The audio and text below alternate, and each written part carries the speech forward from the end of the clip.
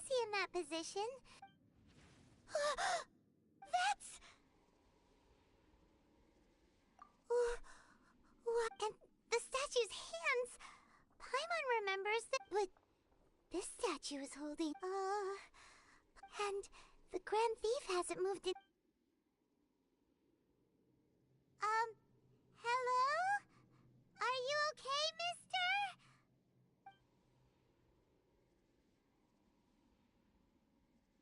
He's dead. Paimon doesn't feel so good.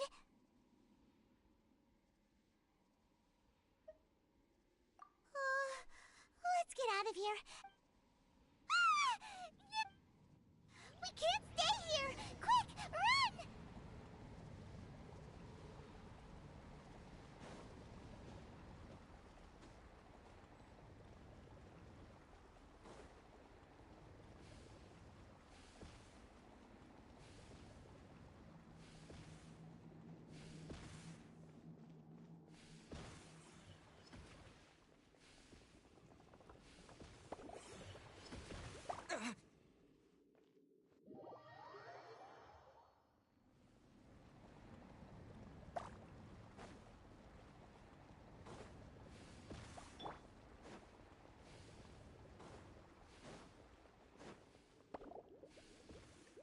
What's the hurry?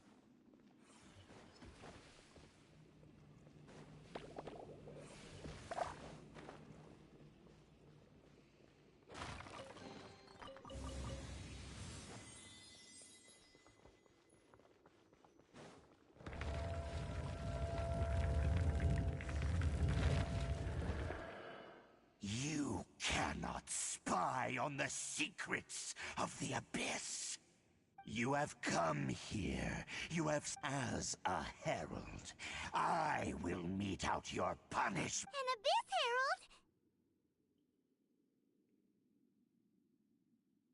Herald? Dainsleif. Oh, I thought you were just a Did he send you here to die? His resistance against the Abyss has gone nowhere. The Abyss is unstoppable. What is this power? Paimon's never seen it before. Careful, please don't get cocky.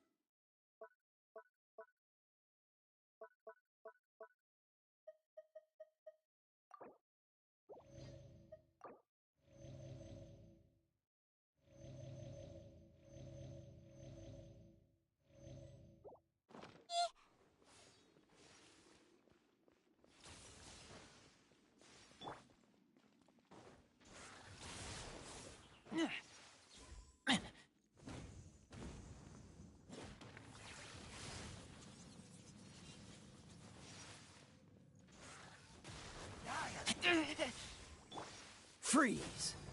Ha! Ha!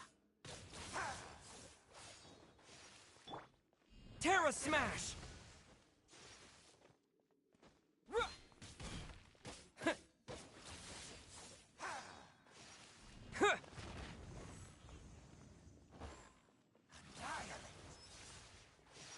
What?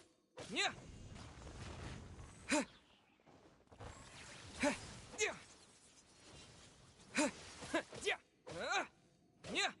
Terra Smash!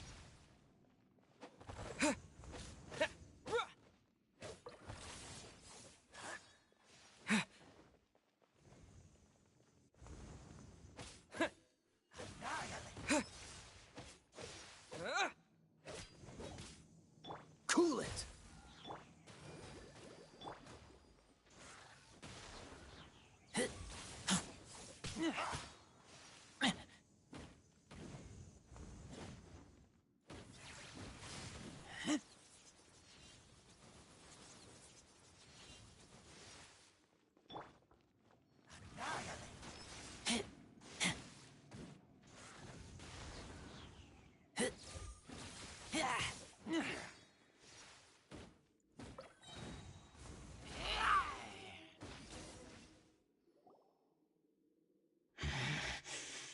This power... I see. So it's you. You are the one. In that case, I shall stay here no longer.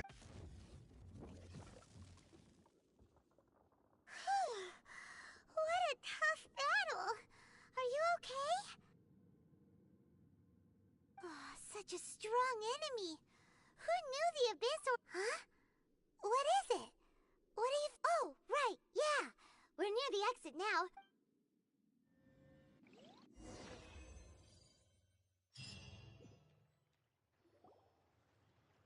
So, we meet again. A little sooner than I had expected. Hey, it's Dane! Judging by your expression, it seems you just experienced something quite strange. Could it be that you encountered an Abyss Herald in those ruins? Huh? How did you know that? I've been on the Abyss Herald's trail. I didn't expect to find you here as well.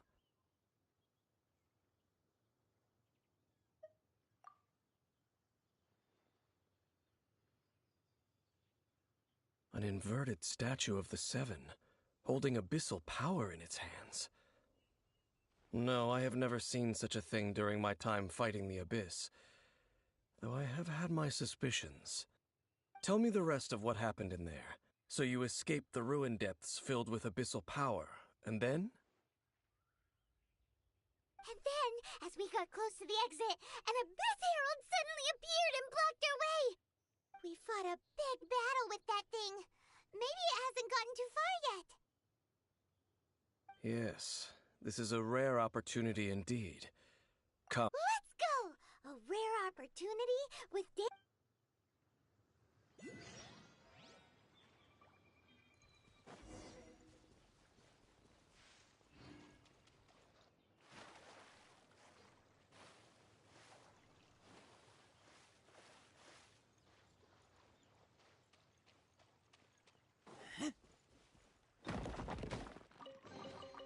Empty chest. Good for storage.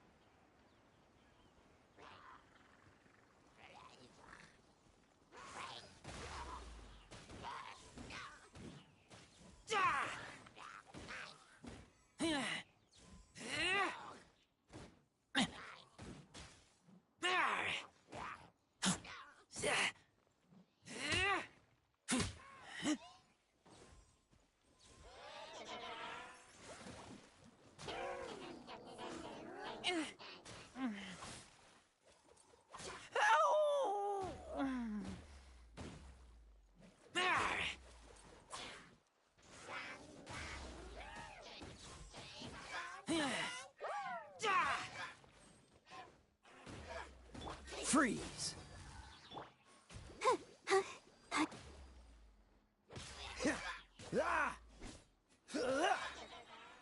Dodge this! This moment will be frozen in time.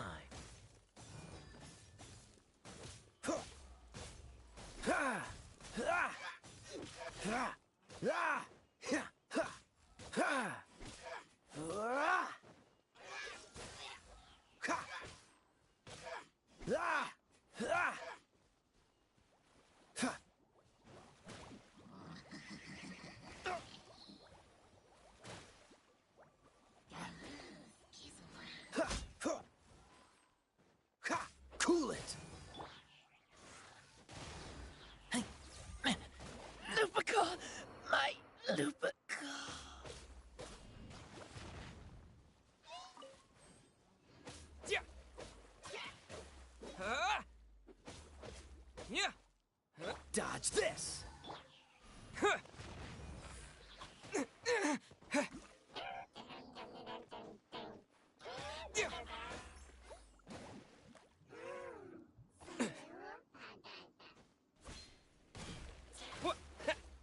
Freeze!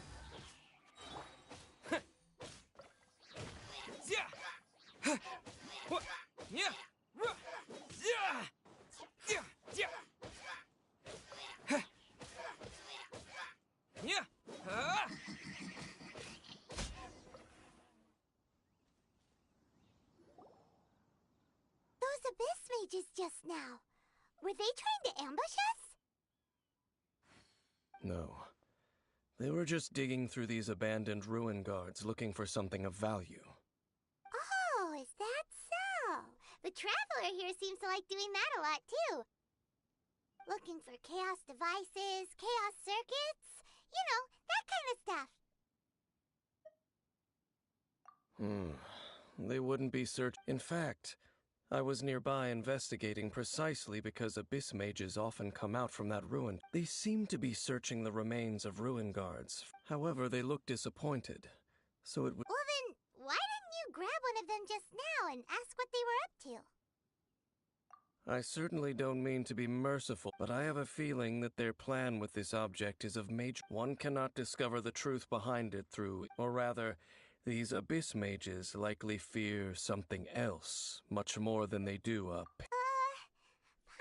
getting goose... All right, we shouldn't waste too much time here.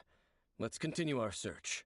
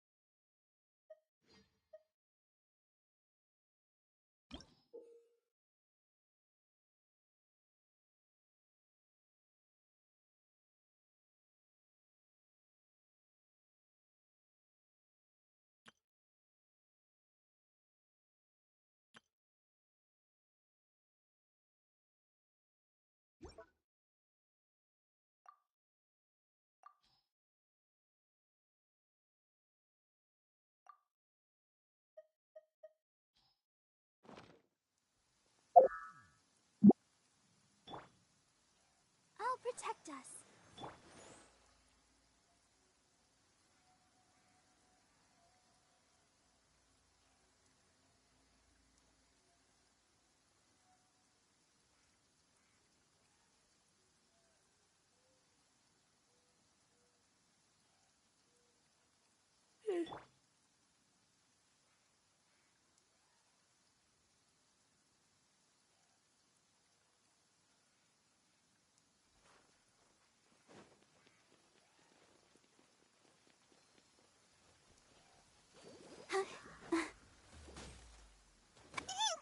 Go, Barbara, go!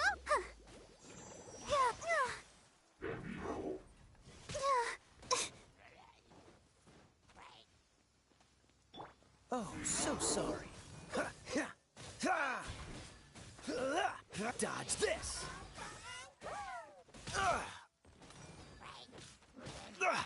You're getting on my nerves. Ha. Don't push your luck. This doesn't look good.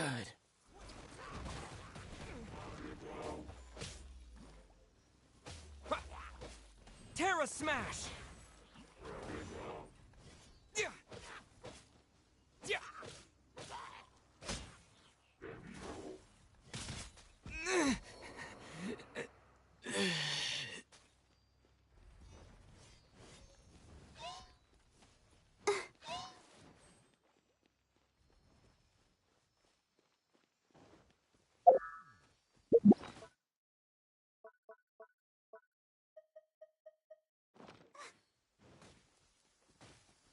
Ouchie!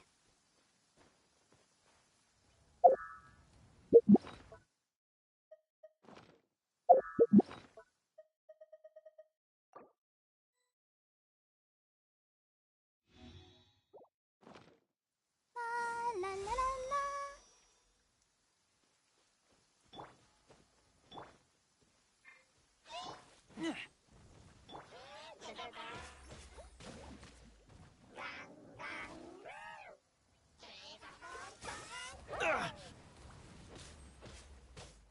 Ah! Ah! Ah! Ah! Ah! Ah! Don't push your luck. Cool it. Ha! Ha! Ah! Ha! Ah! Ha! Ho! Oh!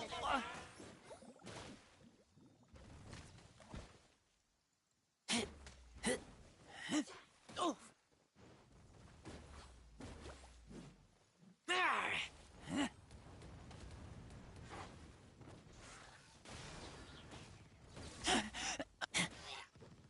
Ah! Oh!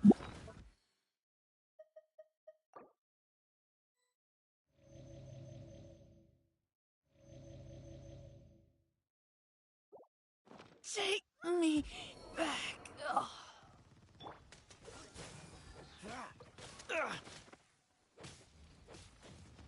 Ah! Let the show begin.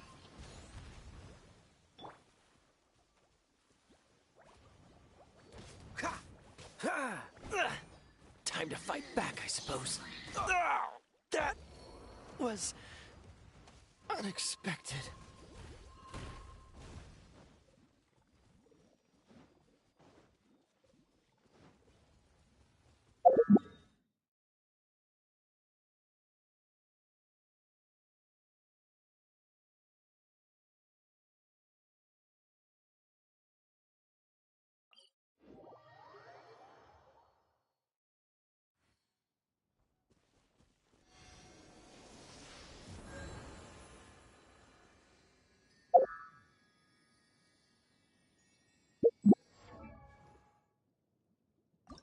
La da da da da da da da.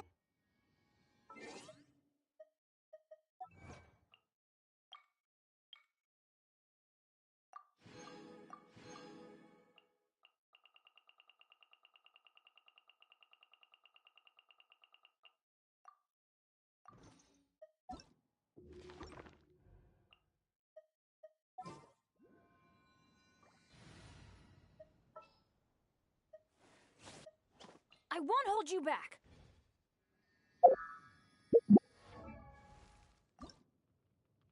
Oh, ow. Where did that come from?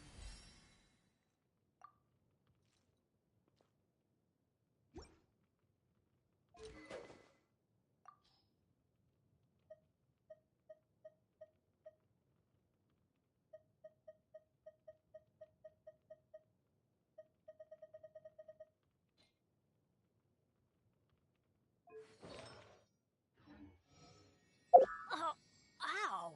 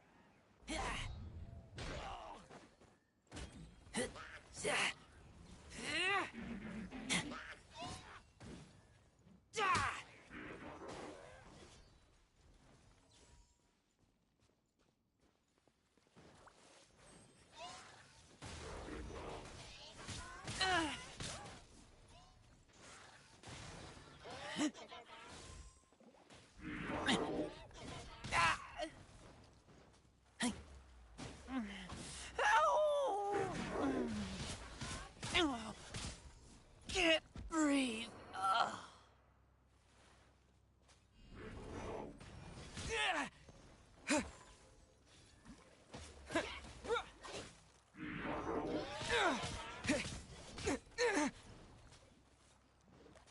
What?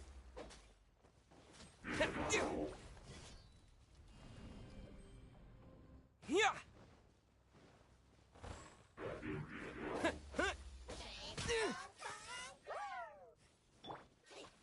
Dodge this.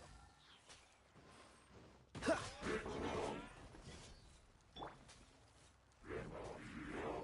out of here! Ugh. Huh? Off we go!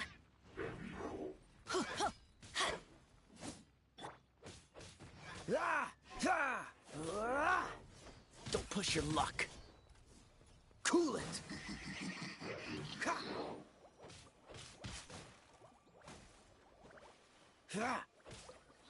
Dodge this. What's the hurry?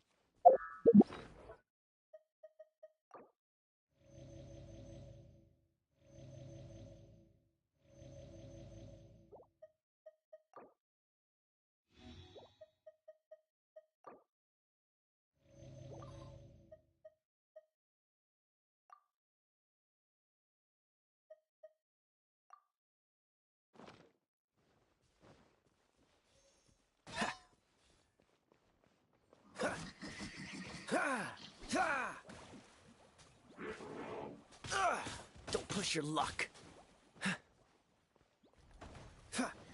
Freeze.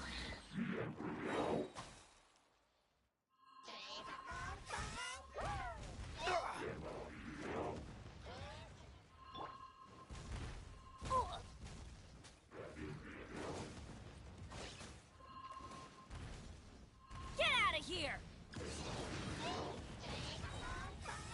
I'm going in!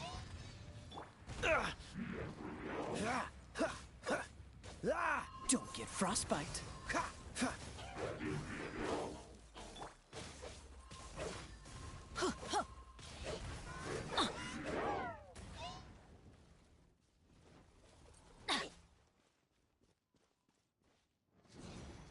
Take cover!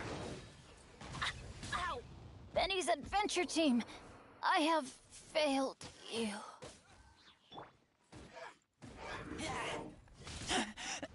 I taste blood.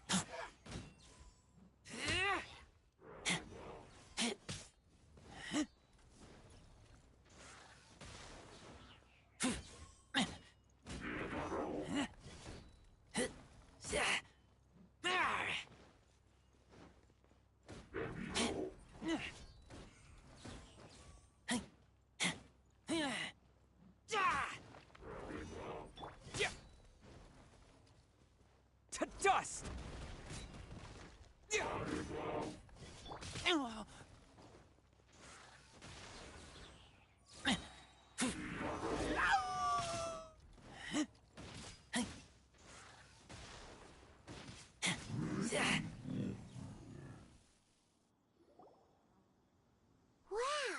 Besides the Abyss Order, Ruin Guards sure are active around here. Seems wherever we find an Abyss Mage hideout, there's often a bunch of Ruin Guards roaming around too. Is that just a coincidence? Or... There are no coincidences in the world. Everything is the fruit of seeds planted long ago. Just like your appearance in that tavern, time is just waiting for those seeds to sprout. Forget it. Just some needless musings. The connection between the Abyss Order and the Ruin Guards is by no means incidental. Rather, they are both branches that have grown out and up from the same roots below. branches? Roots? What do you mean exactly? Both originate from an ancient nation that was destroyed 500 years ago, Khaenri'ah.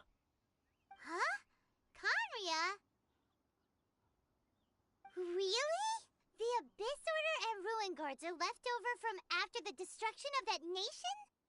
Oh, speaking of Conria, that's really a super ancient name.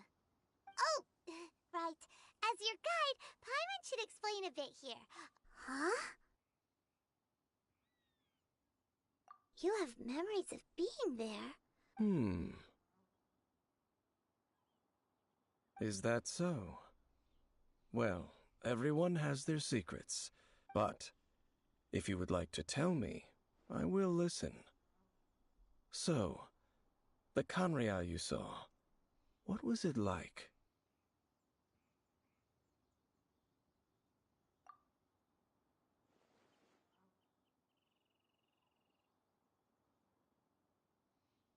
So that's the complete story, huh?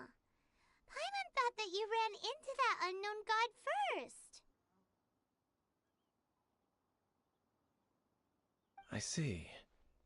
So your first memory after coming to this world was being awoken by your sister from within that meteorite. It seems your sister woke up first. And then your sister told you that the destruction of Conria plunged the whole world into chaos, and that you two should leave this world called... The destruction of Conria? She said that? That destruction you witnessed, that's history from 500 years ago. It seems the first time you awoke in this world was indeed during that period. Huh. So your sister must have understood this world better than you did, because she woke up first. And it was shortly after that that you encountered an unknown god who blocked your path, so you couldn't escape. Oh, Paimon knows this part really well. I understand. When you awoke at that time and hurriedly tried to leave for another world, you didn't know anything about Conria. But now, since you have come to gain some understanding of Tevat, you are able to guess that the war you witnessed all those years ago must be the war that ended Conria. Am I right? Ah, if that's the case, you must have been flipping through all sorts of books during our adventure these past few months. Before going to Mondstadt, you had just looked at some vague materials. Later, we managed to gather a whole bunch of old books from all around Mondstadt and Liyue, but you told Paimon they were useless. So, the whole time you were just trying to learn more about Conria so you could find your sister? Oh, yeah! You can travel around the 7 nations to find the 7. But where can you go to find a nation that was destroyed 500 years ago? I probably know more about Conria than both of you. Conria was a nation without a god, not because it had a god that died or abandoned them, but because it never had a god to begin with. It was a powerful nation, built purely by humans, an unprecedented, flourishing, and glorious civilization. It was the pride of humankind. A nation without a god? Later events unfolded just as you remember. It was all destroyed by gods. You mean that... 500 years ago, the gods descended upon the world and brought desolation to Conria. The pride of humankind was uprooted and crushed, like a weed removed from the garden of the gods. How could that be? The history books don't say anything about that.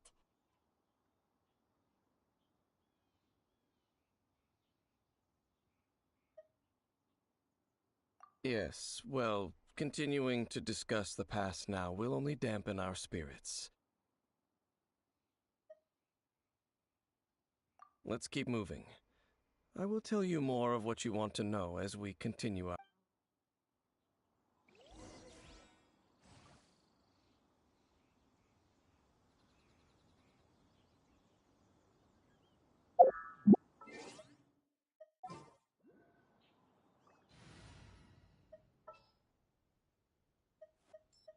I'll take care of it. I keep watch. You leave, you come.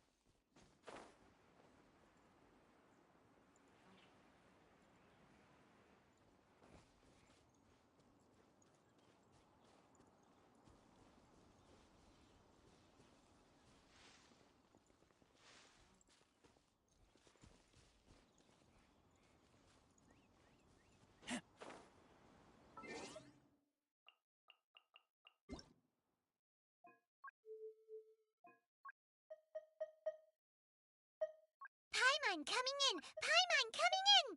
Is this level okay? Can you hear Paimon?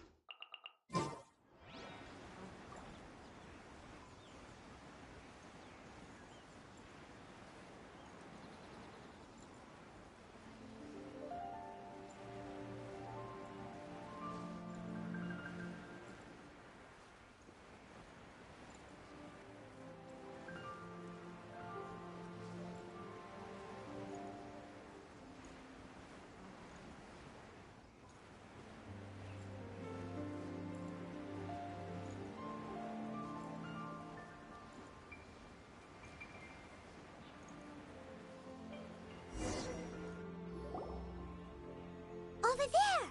It's more ruin guards and abyss mages. Dane was just saying how these ancient machines are from Conria. So, did Conria have a lot of ruins that needed to be guarded? No. Ruin Guard is the name modern people have given these machines.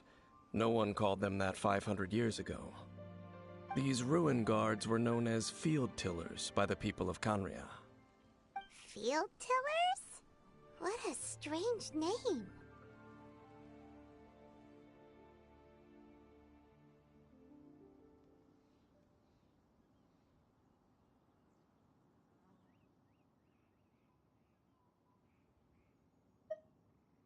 It's not like you think.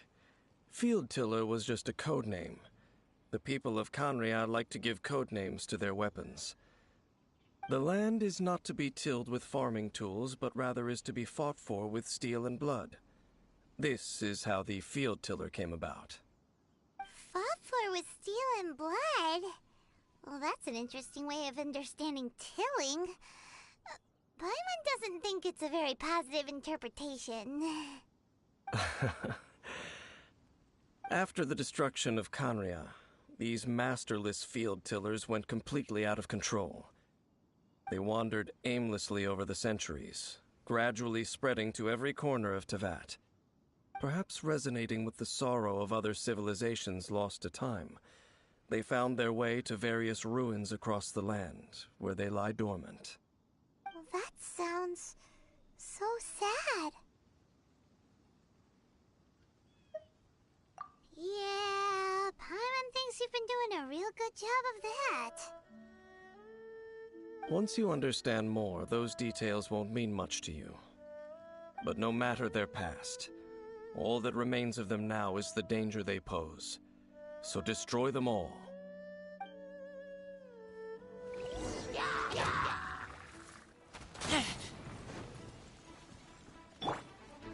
I'll protect us.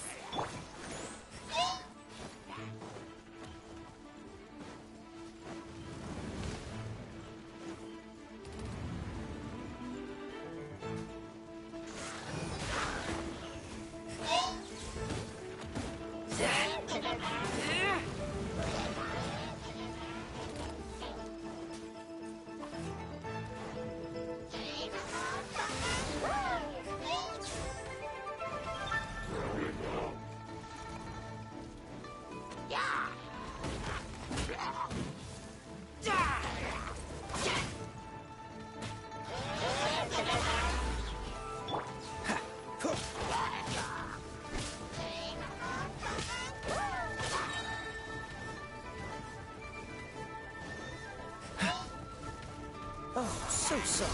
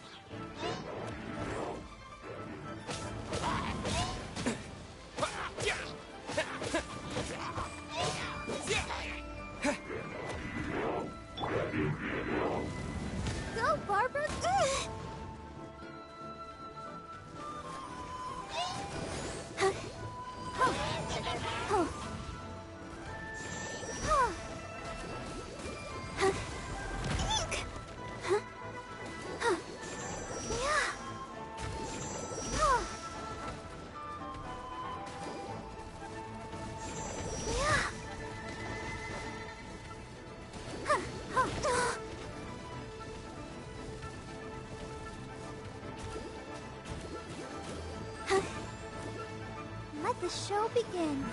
Oh no! Yeah.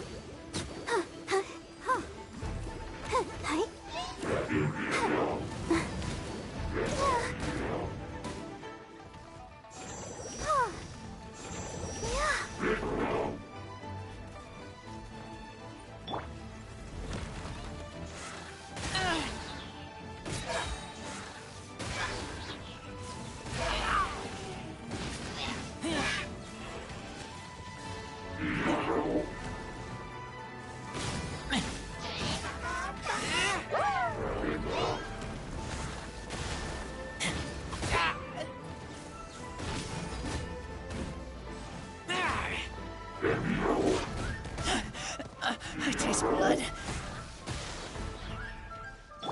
I'll protect us. Yeah. Yeah.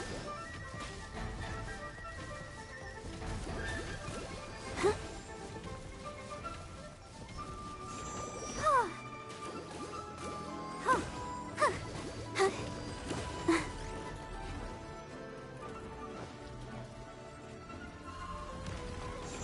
Yeah.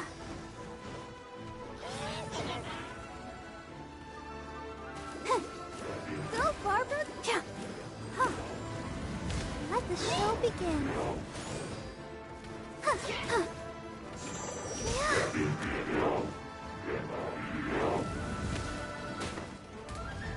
Huh. Huh. Hey. Huh. Dodge this! Don't push your luck. Freeze!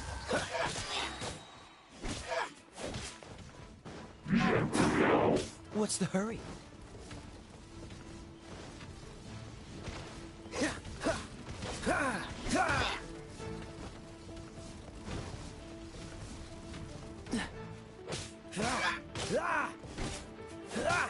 Dodge this!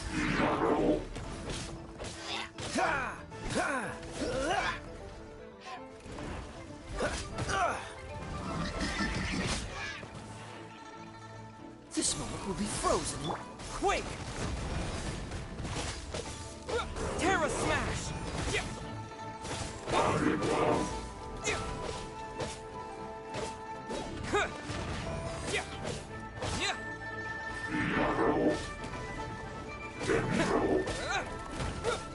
Yeah.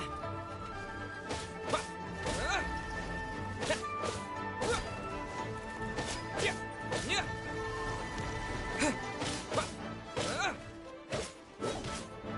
Terra Smash!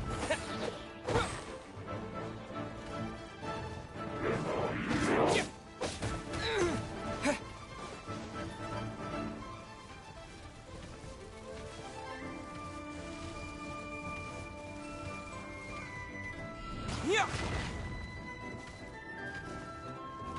Yeah!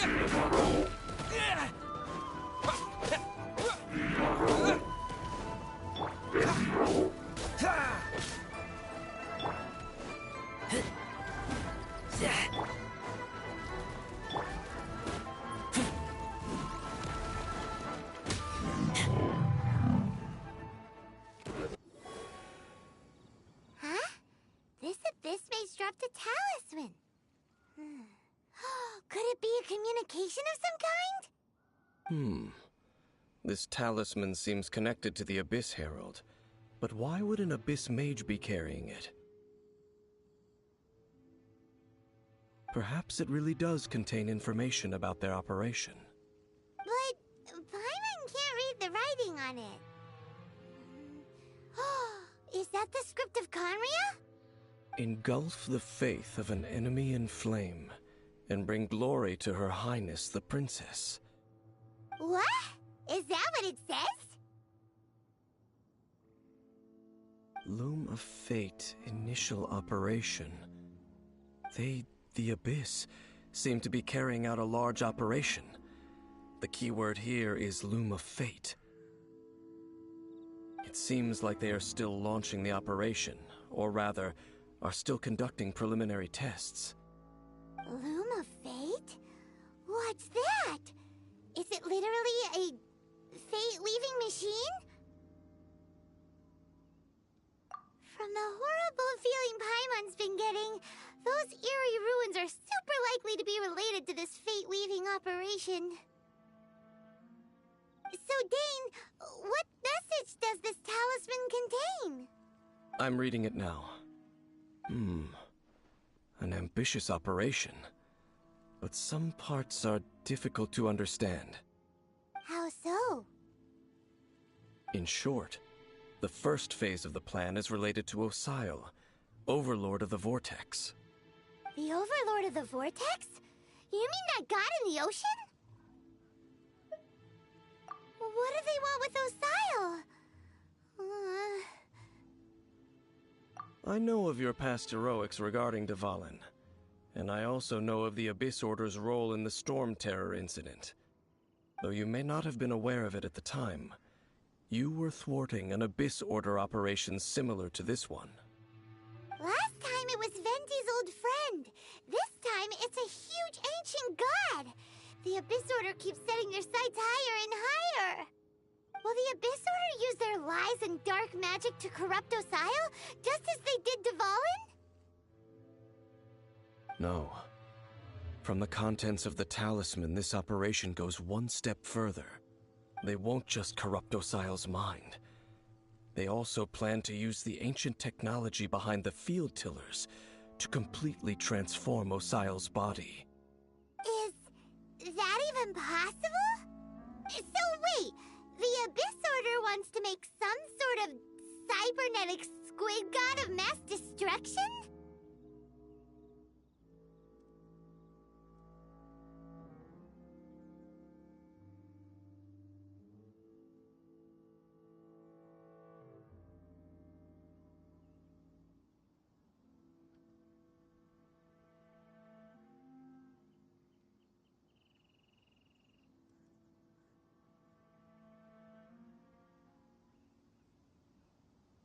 Very few people today truly understand the civilization of Khaenri'ah.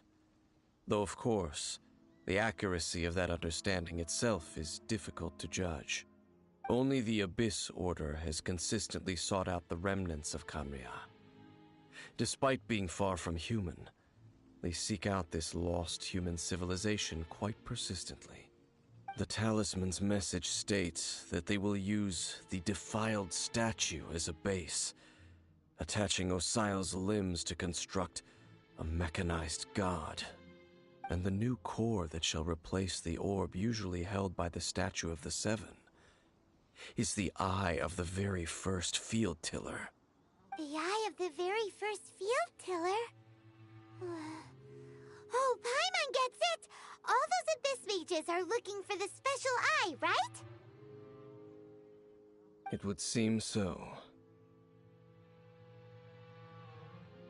This whole thing keeps getting more complicated. But basically, it all has to do with that eerie Statue of the Seven we saw, right?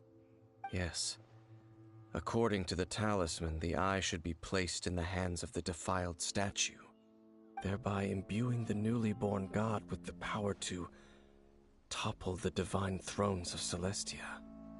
Oh boy, the Abyss Order sure isn't holding back with this plan. Since no one knows where the first field tiller is, how about we take the information about the statue as the starting point for our investigation? Yeah, that tone-deaf bard is too difficult to track down anyway. Let's go to the cathedral first and ask around. Maybe we'll learn something.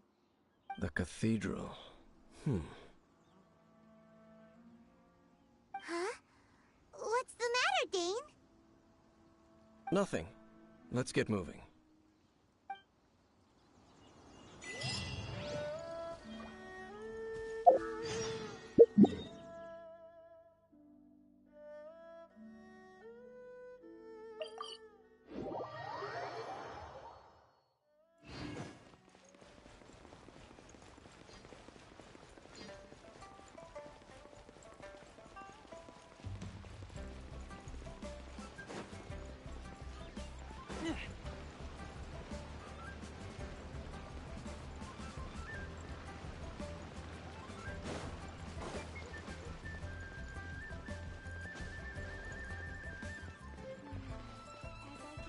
All tasks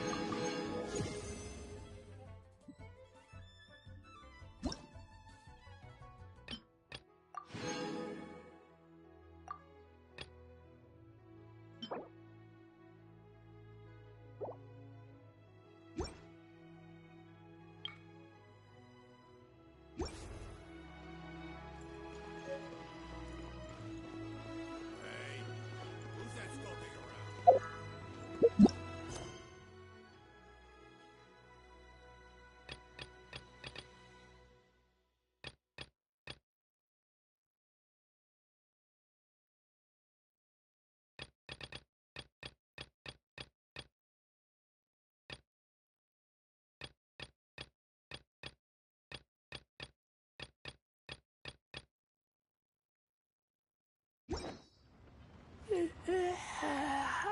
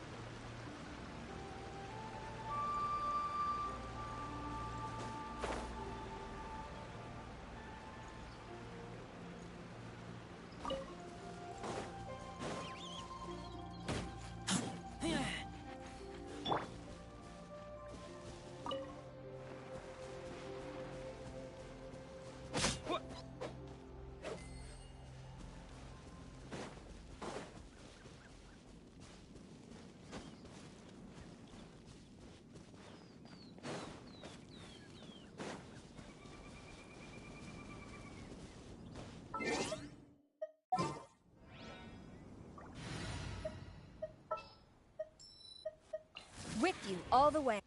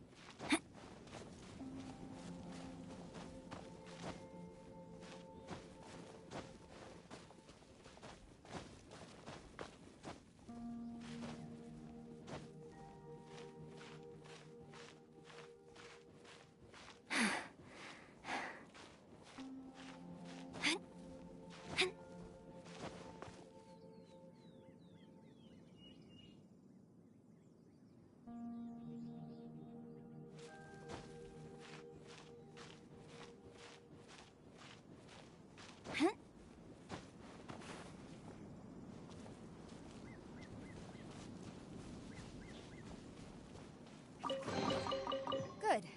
Leave nothing of value behind.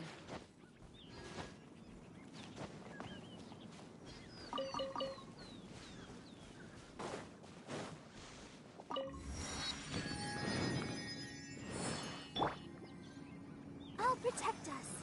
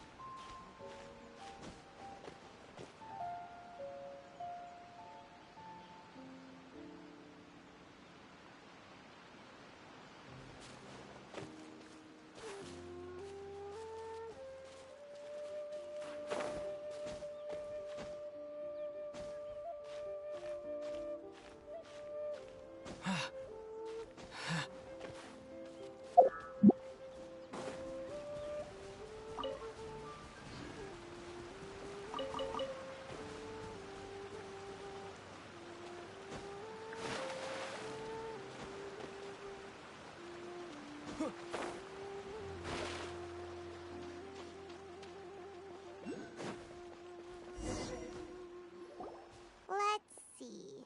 Shincho said it should be around here.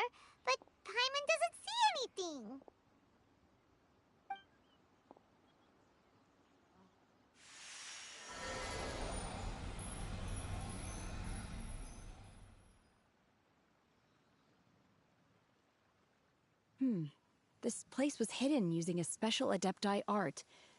But now that I have removed it, we can inspect the area more closely. Wow, that's amazing! Yep, let's take another look around. Hey, look! Is that a new Sealy over there?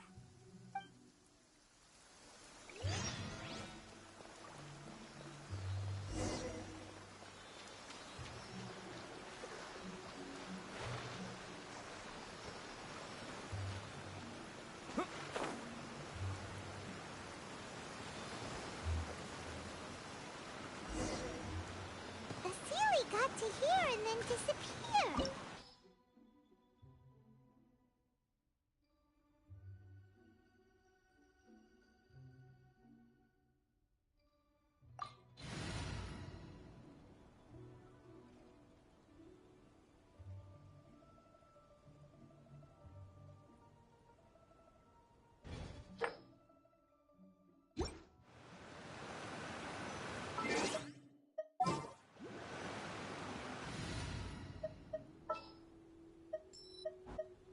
I can't wait any longer!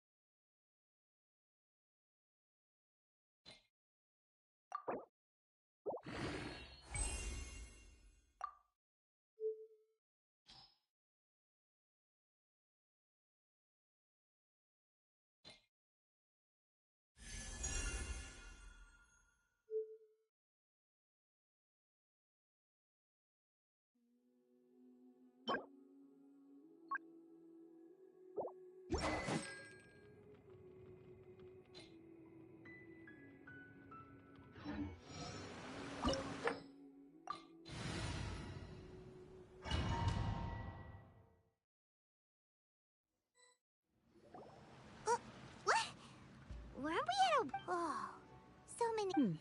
I believe this is the abode of that Adeptus. With any luck, the sunset Vermilionite we're looking for. Really? Let Paimon... Look, it's gone and and now that Paimon takes a closer look, the rocks and trees here don't seem complete. These are not real clouds. They are the product of an Adepti. If we want to go down, we must first destroy the mecha... All right, then let's do it. I sense the presence of monsters in this place.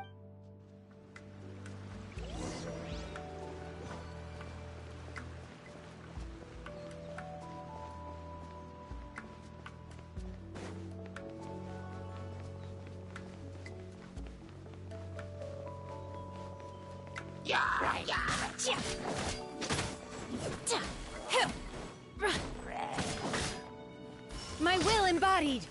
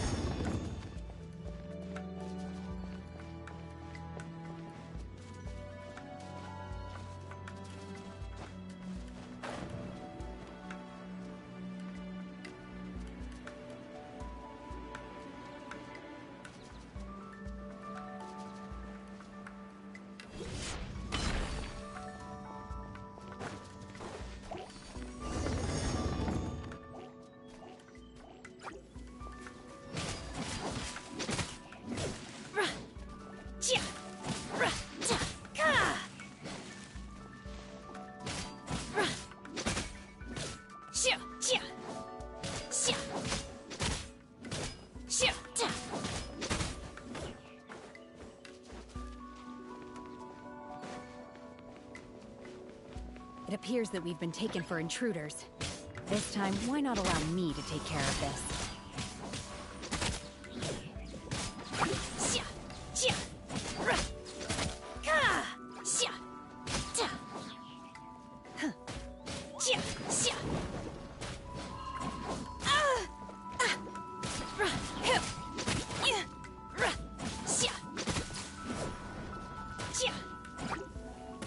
My will embodied!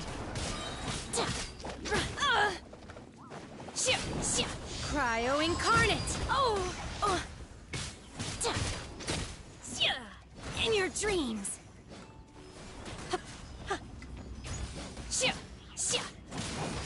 The core of the mechanism is exposed. Now's our chance.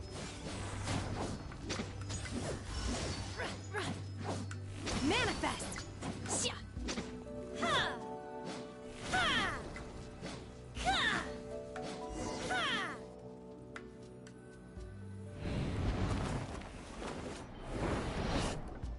Whoa! We're gonna fall!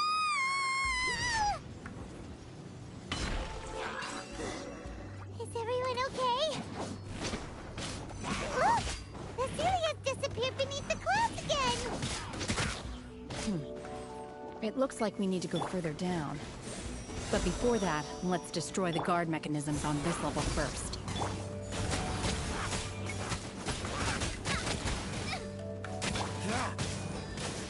Cool it!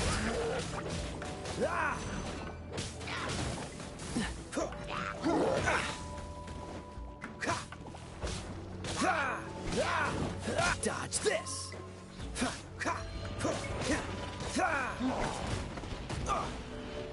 Don't push your luck. What's the hurry?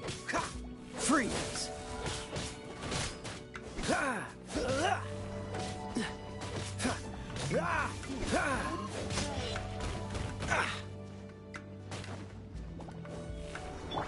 Let the show begin. Hi. Hi. Oh. Oh.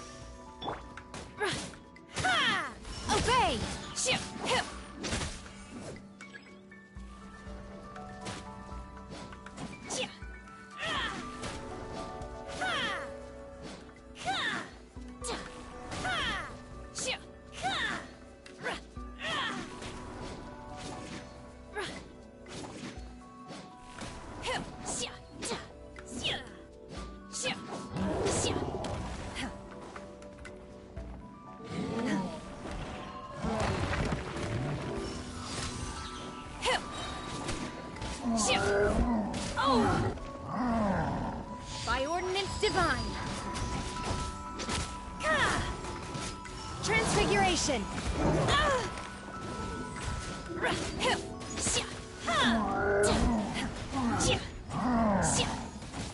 This moment will be frozen.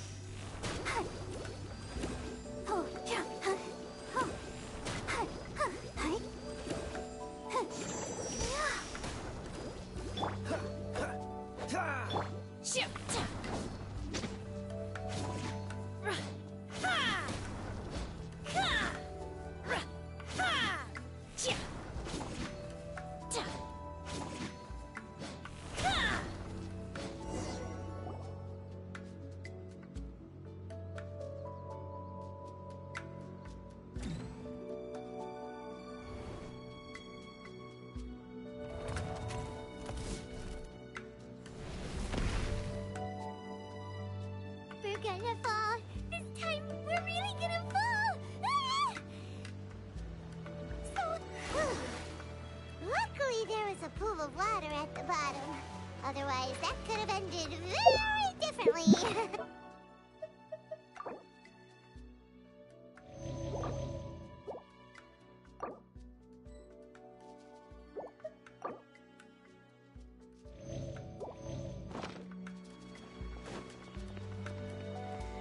Hey! That Sealy's on the move again! Let's catch up with it! Huh. Something looks different about this stone wall. Let's take a closer look.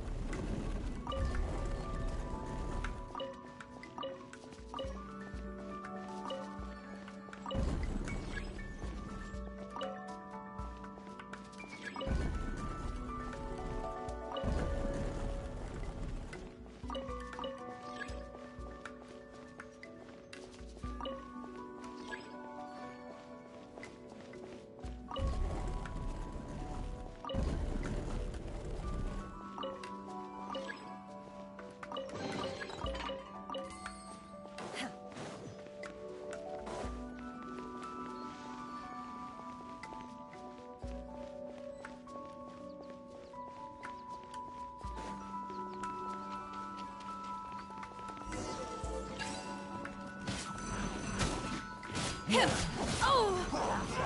Manifest!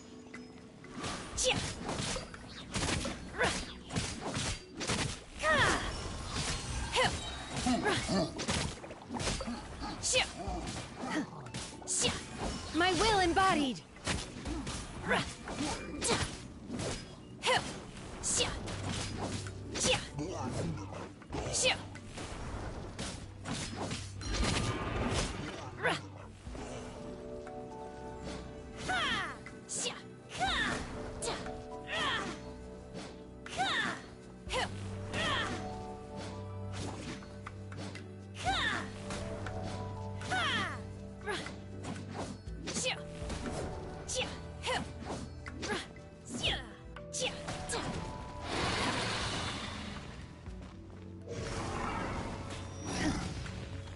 Take your true form!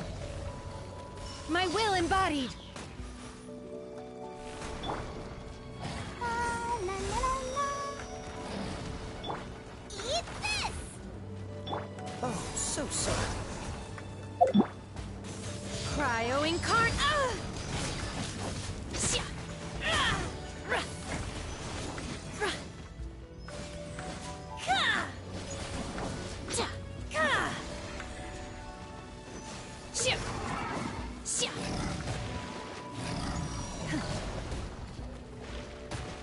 Take your true form. My will embodied.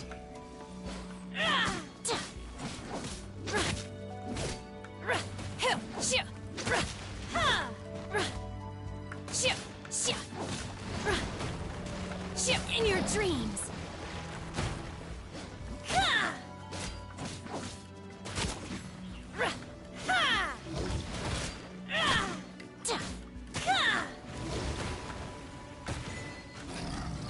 Transfiguration!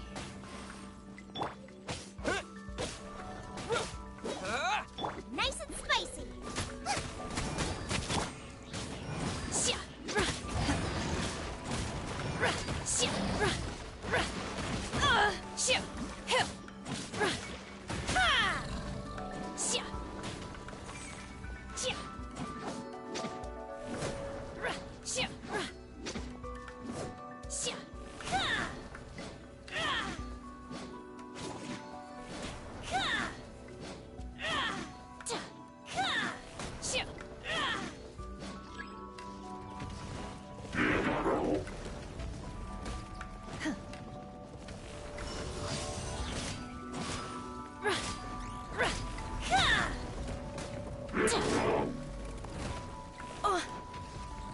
Obey!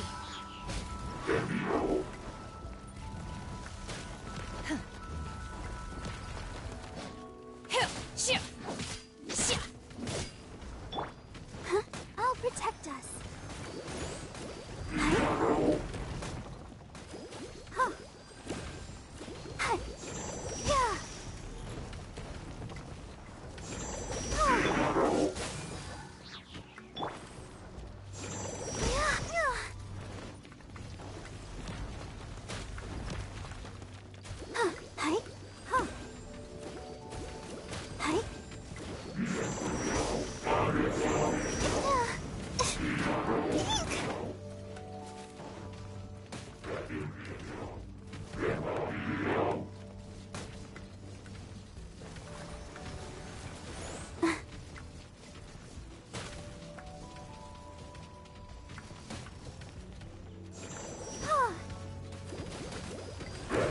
Go, Barbara, go!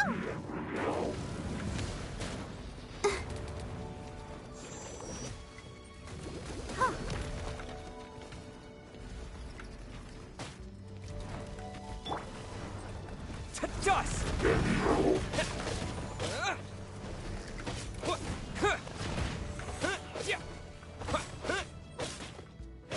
Dodge this! Boba, get them! Race you!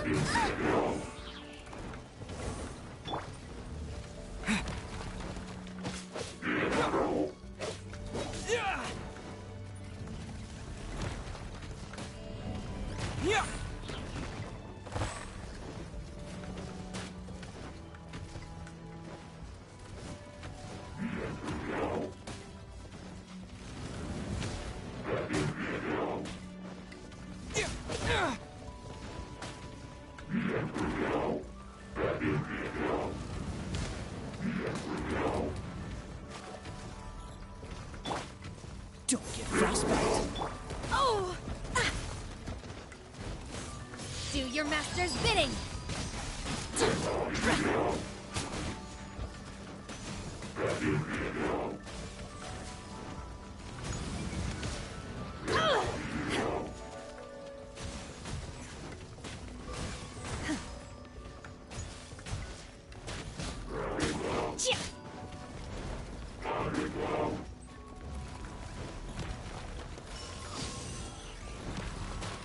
Take your true form! My time has come.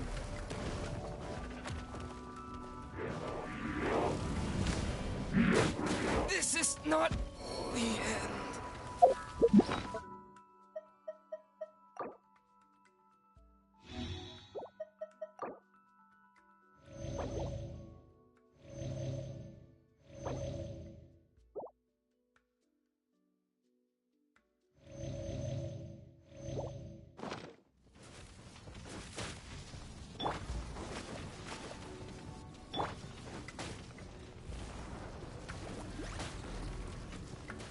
You're toast!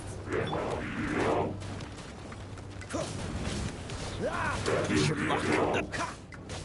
Cool it!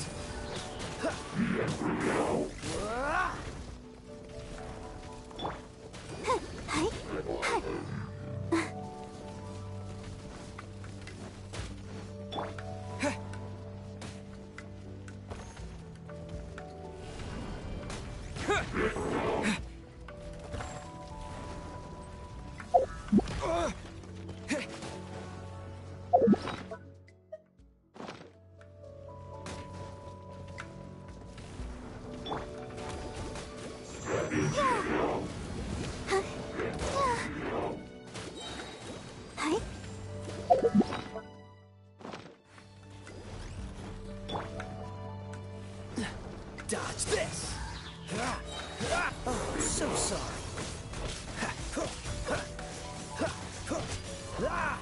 What's the hurry?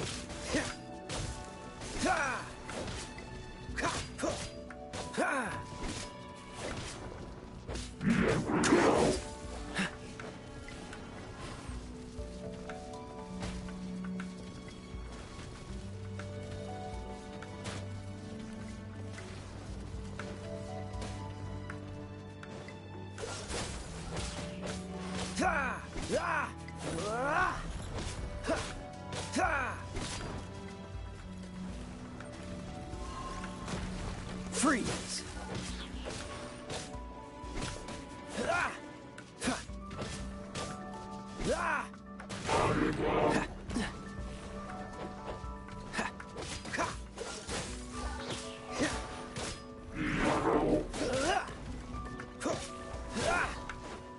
Cool it!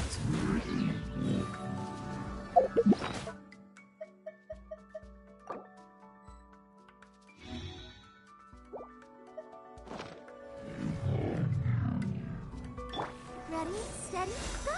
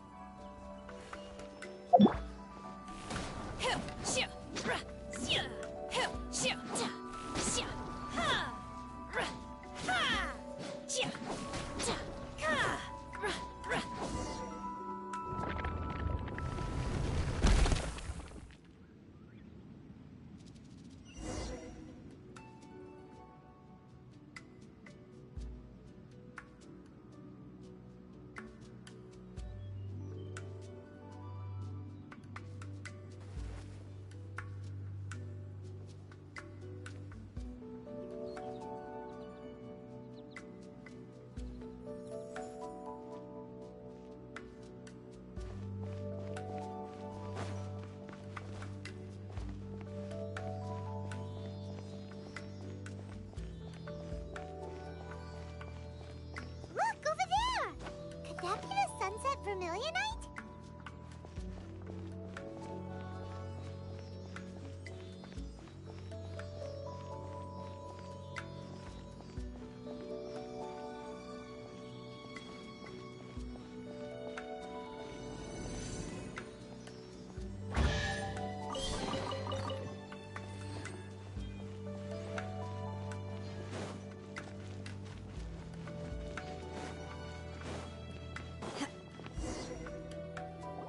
Is this it? Is this the sunset vermilionite? It's so huge! That's true, but then again, why isn't it floating? Plaustrite doesn't float until it's activated. It may look different from most ordinary stones, but it weighs around the same amount. Only after being activated does Plaustrite reveal its true nature, breaking free from the shackles of the mortal realm and ascending up into the heavens. Wow, Shenhe, you seem to know everything about this. Only because my master is fond of chatting about these things.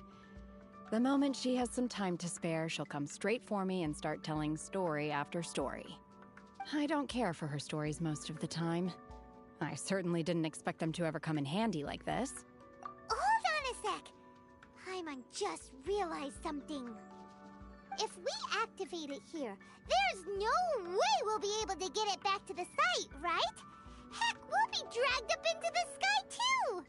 But if we don't activate it, This rock must weigh well over 1,000 pounds, surely! Don't worry. I can handle the weight quite easily. Are you sure? Be careful! Please don't worry. I'm well aware that a Plostrite sample this large must be highly valuable. I will be gentle with it and make sure it does not get damaged. My safety. That's right! Paimon's sure you can handle it and everything, but if something this heavy lands on you, you're gonna get yourself hurt, no matter who you are. You gotta be extra careful when lifting heavy objects. It's just common sense.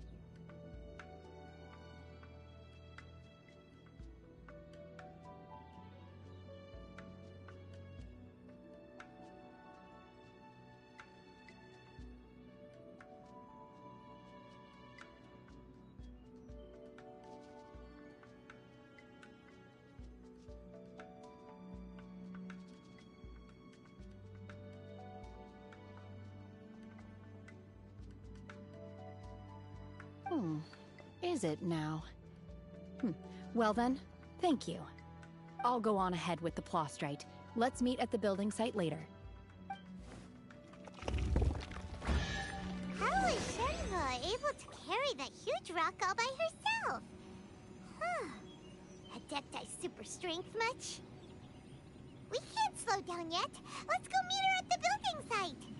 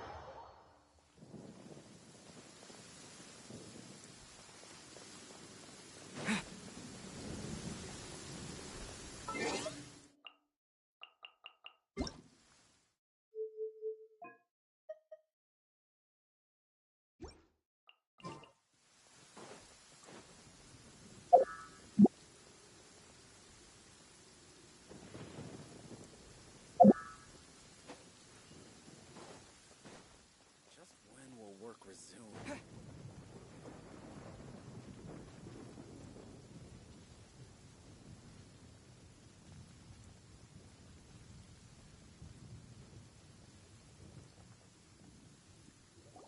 Oh my god, I can't believe my eyes. How can she lift that massive rock all by herself? She's gotta be one of those Adepti, surely. Oh, mighty Adeptus, please give me your blessing, so that in the coming year I may reap a more bountiful salary. This is top tier in size and quality, and the condition it's in is quite simply immaculate. Congratulations, this item is approved for submission. I'm going to award you full marks for the Sunset Vermilionite item. May I take your name? My name isn't important. I'm not even here to compete. I was just delivering this for some other people. They should be here any minute now. Shenhe!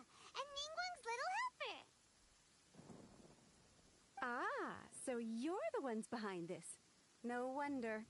The rarest talent turns in the rarest Plostrite specimen. But I have to correct you on one point. It's not helper, it's secretary. Okay then, Miss Secretary, what do you think of the rock we found? Pretty amazing, right? In truth, it is the finest piece of Plostrite we have received so far. If everything goes according to plan, we will use this piece in the foundation of the Jade Chamber, which will enable us to proceed to the next stage of construction. As a side note, Lady Ningguang has rented some dwellings in the nearby area to serve as accommodations for the contestants. If you need a place to rest, you are welcome to stay there. Now, please excuse me. As you can see, there is still a lot of work to do on the building site. Shenhua! Just now on the way over, pretty much everyone was singing your praises! Oh, really? What kind of reaction is that? So strange. Aren't you happy about it? Whenever Paimon gets praised, Paimon can't help but hold their head up high and break into a big smug smile. I've had similar compliments before. They call me an adeptus, treat me with great deference and respect, as if I'm set apart from the common folk. Yeah, 'cause that's how adepti are. At least the ones we've met are pretty unique and reclusive, too. Way different than normal people. But I am not...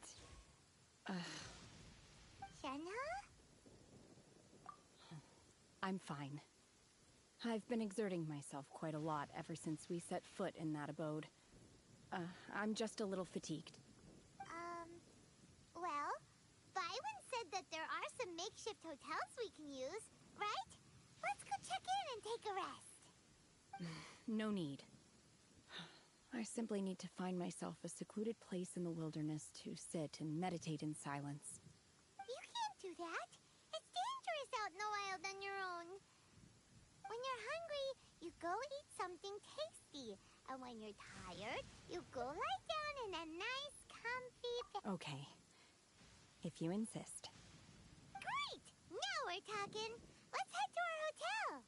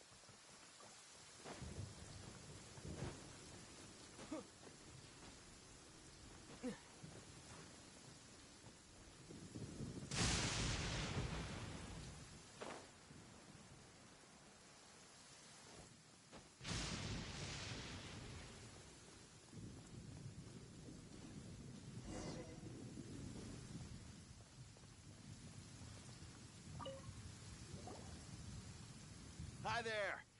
Checking in, are we? Since this was chosen as the building site for the new Jade Chamber, we've had a constant stream of people in this area. And not just workers either. So, business is booming for me today. Very few vacancies. You're lucky you got here when you did. Great! One of your rooms is still being cleaned. I guess it should be ready within the hour. The other room is just at the door on the left. Here are your keys. All right. Hope you enjoy your stay. Please excuse me, I'll leave you to it. Shenhua, you should go get some rest. We'll hang around outside until the other room's ready. Paimon's gonna go see if there's anything good to eat around here. Paimon couldn't help but notice one of the guests walk in with a huge grilled chicken drumstick before. Let's buy one for Shenhua too. She can have it as a midnight snack, or save it for breakfast tomorrow. All right. I will head to my room for now. If you need anything, don't hesitate to disturb me. I'm a light sleeper. I will hear if you knock on the door. See you tomorrow.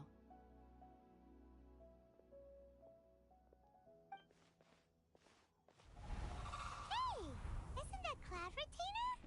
What's she doing here? Let's go and say hi.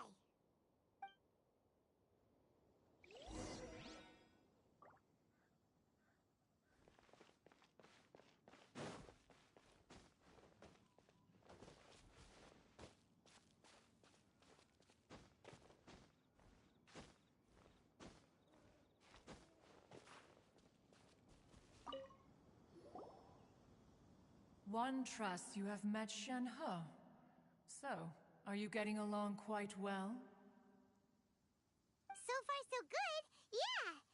So, you know Shenhua too, Cloud Retainer? Naturally.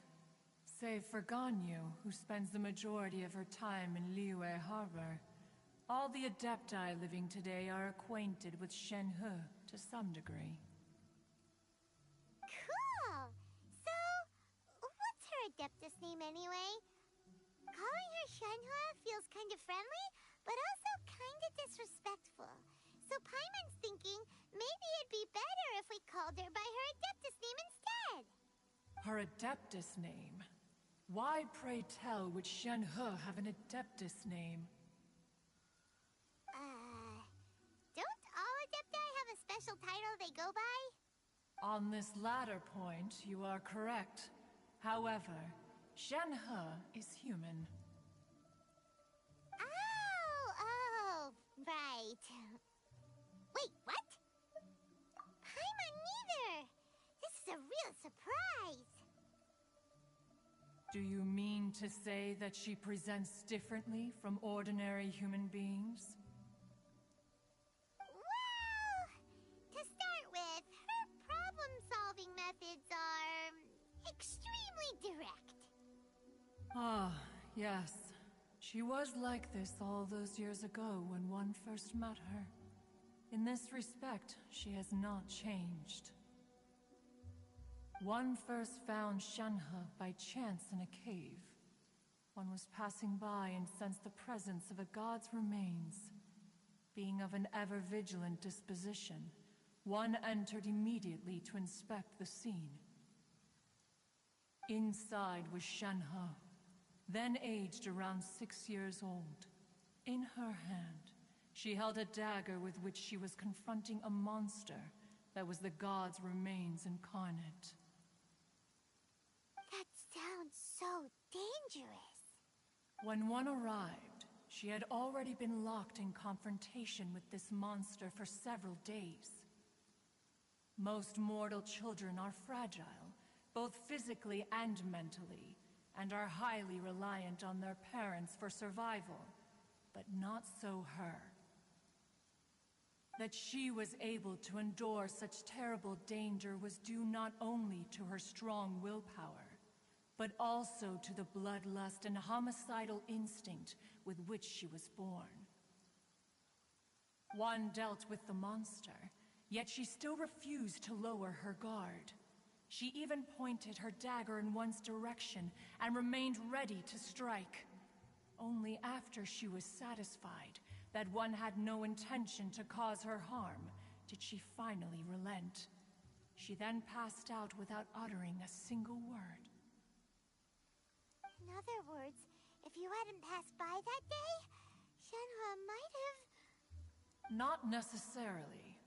Upon one's arrival, one could sense that the god's wrath was gradually receding. Even had the stalemate continued, one suspects that Shenhe may have still emerged the victor of the confrontation. That's still so dangerous, though! Why was a tiny little kid battling against the wrath of a god in the first place? Alas, the mortal world is rife with suffering of every kind, and she had experienced her fair share of this, even at a tender age. Seeing that she was homeless, one decided to adopt her. Indeed, it is one to whom she refers. Shen-He has an extraordinary constitution, making her well adapted to practicing the Adepti arts. All the Adepti cherished her talents, and so we were willing to train her. However, her homicidal urges did not subside with age. Rather, they grew stronger day by day. Mooncarver once performed a divination for her. He declared that her fate is to bear the curse of calamity. Consumed by malevolent energy, she is prone to bring harm to those around her. Such is the magnitude of the danger this poses, that her soul must be bound with red ropes to keep her homicidal instinct at bay. The red ropes have indeed served to keep her calmer and more content. They also seem to have rendered her somewhat inexpressive. Perhaps the red ropes are so powerful that they have suppressed some of her other emotions as well.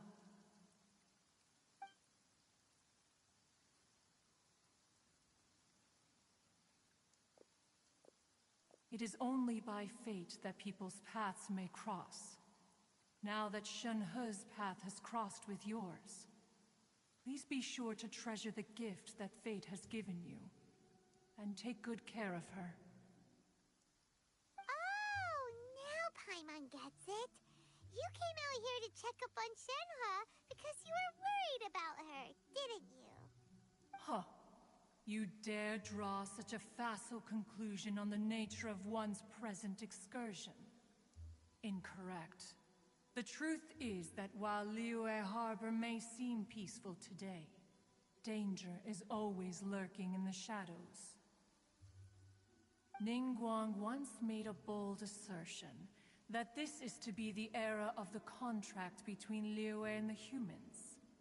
Well, one is most curious to observe how she will respond to the coming storm. If she handles it admirably, one is willing to be a witness to her achievements. But if she does not, the Adepti shall not hesitate to seize control. Let us conclude our conversation here for today. One has occupied enough of your time, and night is approaching. Be sure to get ample rest.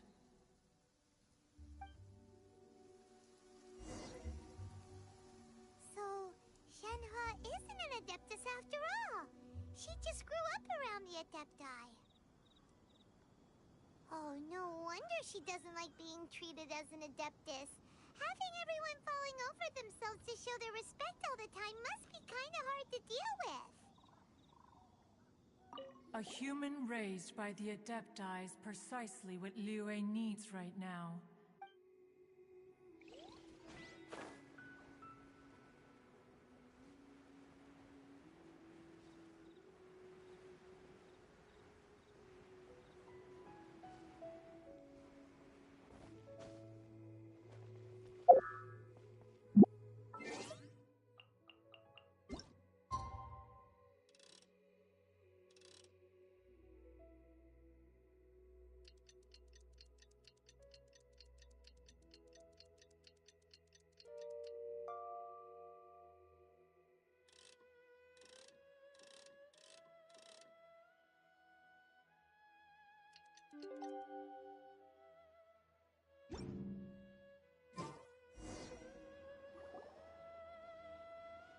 Hey!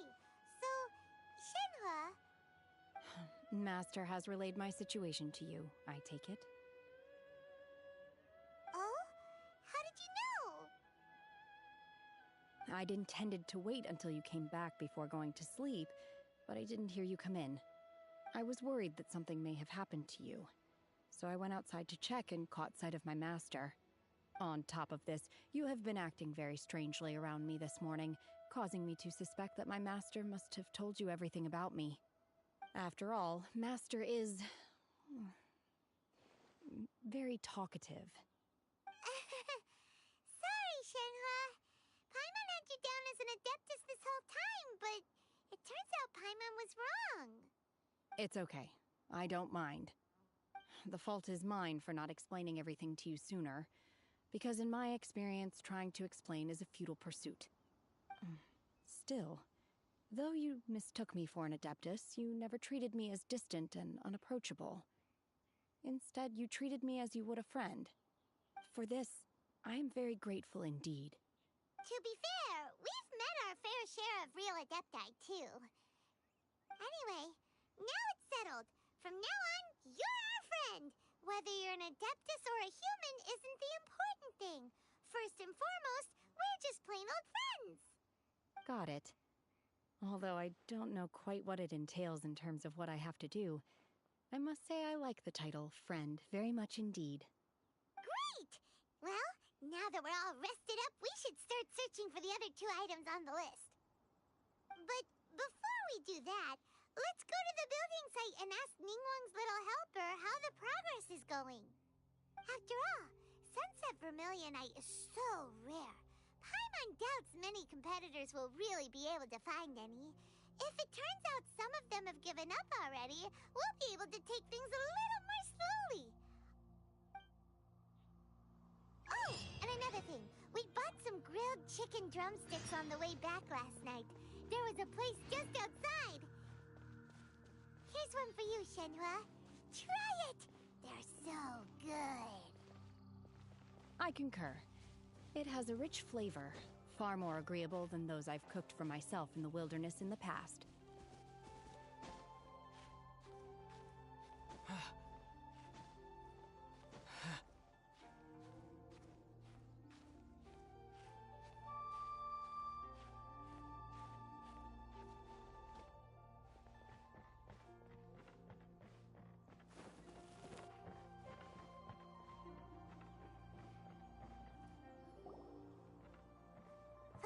Look!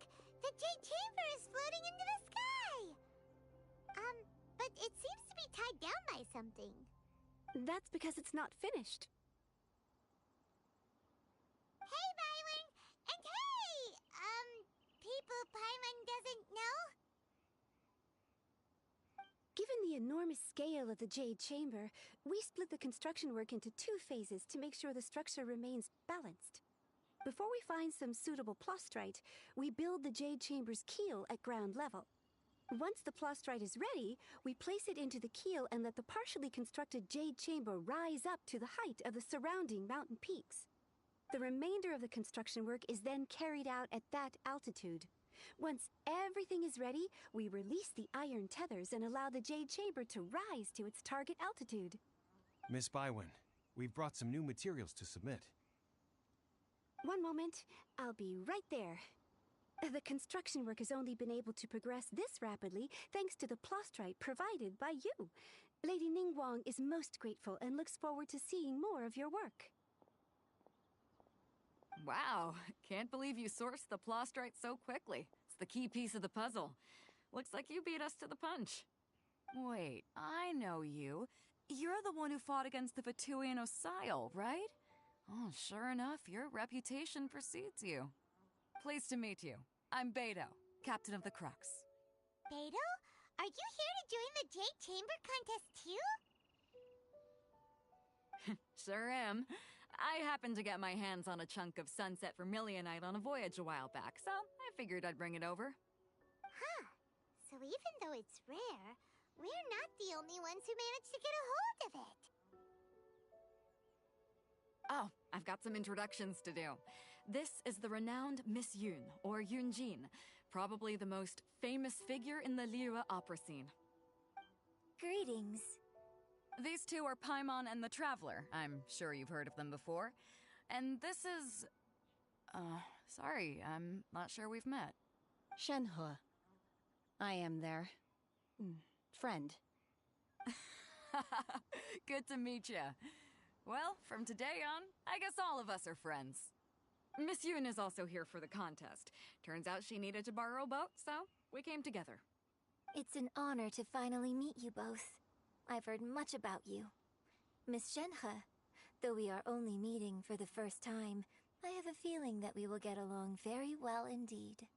To be honest with you all, I am in great need of this opportunity to ask Lady Ningguang a question. That's why I joined the contest.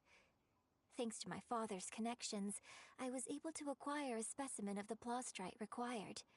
Fortunately, it was approved for submission, despite being a little on the diminutive side. Wow. So it looks like the three of us are competitors now. Excuse me for prying, Miss Shenhe, but are you competing as well? No, I don't have any questions for Ningguang. I just wanted to help him win. In that case, I have a proposal to make. Lady Ningguang said that the first 3 contestants to procure all 3 materials will be awarded the chance to ask a question. Well, there are 3 teams here. We can split the prize between us. Instead of competing against each other, we could work together to secure the top 3 places between us. What do you think? Sounds great, but how does it change things exactly? I think I see where you're going with this, Miss Yoon. The plaustrite was the most difficult item to source by a long shot. Luckily, all 3 of us managed to get our hands on it. The 2 remaining items aren't quite so rare, so as long as one of us finds a way to source it, the other 2 can hop on the bandwagon. How'd I do? Is that what you had in mind? Precisely. Huh. Interesting approach. Okay then. All right, I'll go first. I have some leads on these wonder cores. From what I've heard, the core itself is really not that difficult to make. The hard part is getting hold of the ore used as raw materials. I'm gonna head back to the ship and ask Suling if he's heard of them. You guys... We will head into town and seek advice from Master Zhang of Hanfeng's Ironmongers. Thoughts? Wonderful. We'll split into teams then, and whoever makes progress first brings all of us a step closer to victory. I'm gonna take off. See you later. Okay, let's go! By the way, what question are you gonna ask Ningguang Yunjin? I'm looking for a venue to host the performance of our new opera. Lady Ningguang has excellent judgment, so I would like to hear her opinion. Ooh, what's the opera called? Paimon wants to go see it. The opera is a labor of love by my father. He wrote it based on a popular urban legend about an evil spirit and an adeptus. It's called The Divine Damsel of Devastation.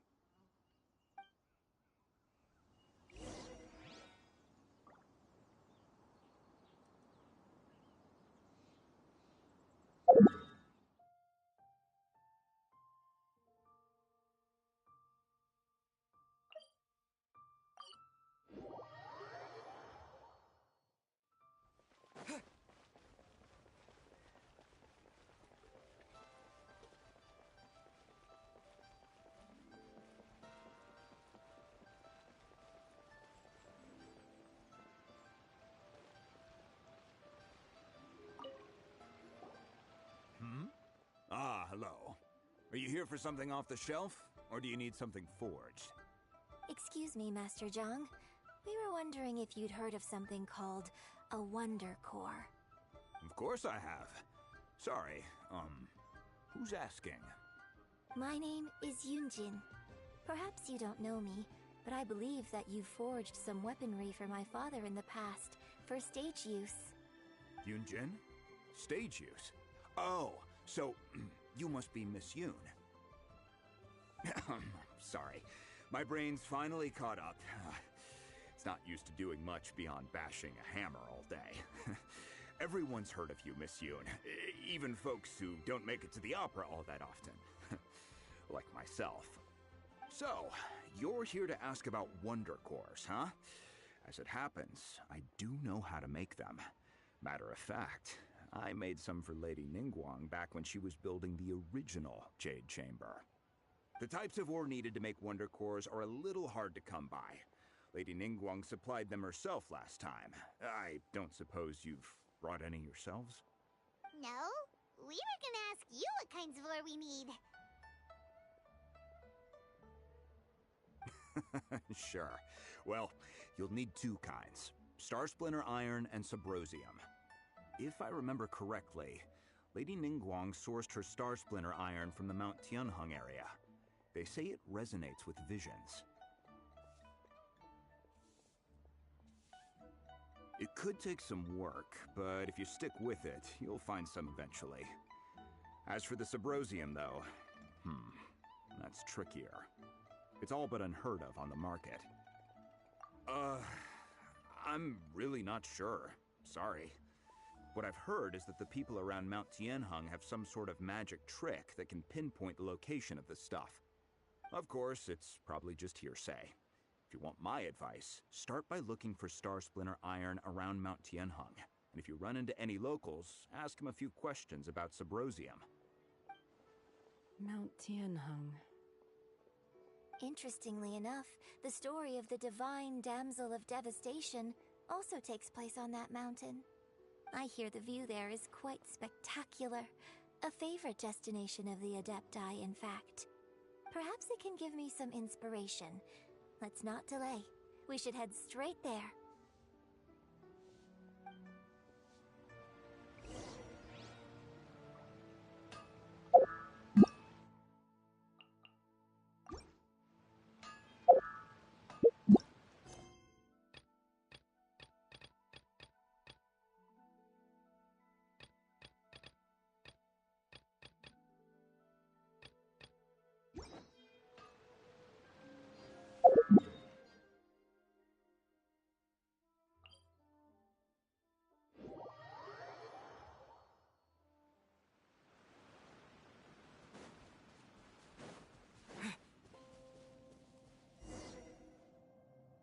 I came to Mount Tianheng once with my father as a child. I remember it being such a long climb that I could barely feel my legs by the time we reached the top. This is quite a trip down memory lane for me. Look at these majestic, towering peaks, and the gently flowing streams. It's like setting foot in paradise. No wonder the legend of the divine damsel of devastation is said to have taken place here. Adepti wander oft where mortals seldom stride. Indeed, this looks like a place that one might expect to be frequented by Adepti. The Divine Damsel of Devastation is your upcoming opera, right? And the story takes place in Mount Tianheng. Huh. Seems like you have a real connection with this place. What's the story about, though? It's the story of a girl becoming a hero. Cool! A hero story? They're Paimon's favorite! The legend first arose in this area. It is said that there used to be a prosperous village on the mountain. In that village, there was a loving couple who were completely devoted to one another. One day, a terrifying monster appeared. The wife was out collecting herbs and was captured by the monster. Her husband was so distraught at the news that it broke his spirit and drove him to madness. The vile and vicious monster told the villagers, "If you want to live, you must sacrifice a child to me." What a nasty piece of work! Ugh. But the monster was so terrible and so strong that all within the village were terrified of it. They had no choice but to give in to the monster's demand. Just while they were discussing whose child would be given over to the monster, a little girl suddenly stood up and came forward. No! Don't do it, little girl! Unbeknownst to anybody else, she was concealing an exorcist's blade. She approached the monster's lair, feigning fear and trepidation. When she finally arrived, she courageously drew her sword and entered into a fierce struggle with the monster, from which she eventually emerged as the victor. Her extraordinary abilities drew the attention of the Adepti, and they took her as one of their own. Her story became the stuff of legends. But alas, the paths of mortals and Adepti seldom cross, and she would never again re-enter the mortal world. And so, destined to grace the mortal realm for but a brief moment, she vanished like a wisp of smoke into thin air. That's how the opera ends.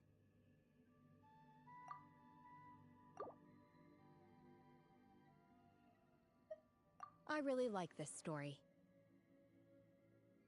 But I personally think that perhaps the little girl was not as brave as the opera makes her out to be. I'm not sure she deserves all the praise she is given. I've never considered that before. Opera is always an interpretation of the events it purports to portray. A certain degree of deviation from the truth is always inevitable. When my father wrote the script for this play, I suppose his intention was to inspire his audience with the character of the divine damsel. I think it's a great story. The ideal story. Well, it sure inspired Paimon! Let's go get ourselves some Star Splinter Iron! Yeah!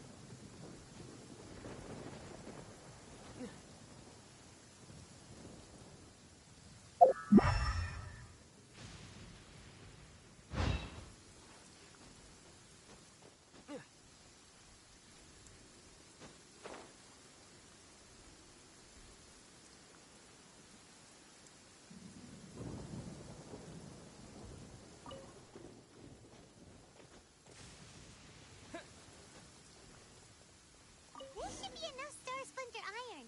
Now we just need to find that Subrosium.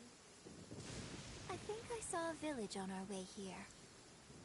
Master Zhang said we should ask the locals for help. Why don't we try there? Hey, there really is someone here. Yunjin, looks like you were right. Excuse us, sir. Can we ask you something? Huh. He didn't seem to catch that. Hello, sir. We were just passing by and wanted to ask if you happen to know anything about Subrosium.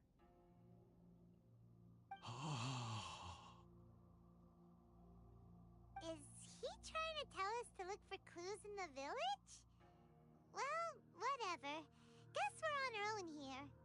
Shenhua, Yunjin, let's have a look around. Sorry, you can go ahead without me. I'd like to have a word with this gentleman. If that's okay with you, Uncle Mingjin. It's... Shenhe. Shinhu. You're alive. The rumors were true. So, all these years? I'm sorry, I don't know how to find Subrosium, but I think you can find some information in the village. This place is deserted now. No one ever comes here. So you can rummage around all you want. Huh? You know this guy, Shenhua? Thank you, kind sir. We'll go and take a look around. Don't worry. Mingjun has no ill intention towards Miss Shenhe. She'll be quite safe. Okay, then let's see what we can find in this village.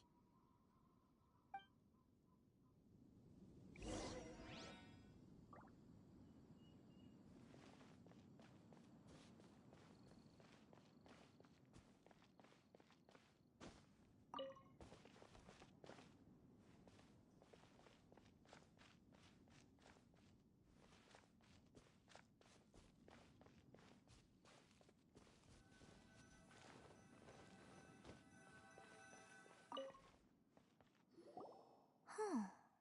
What's this?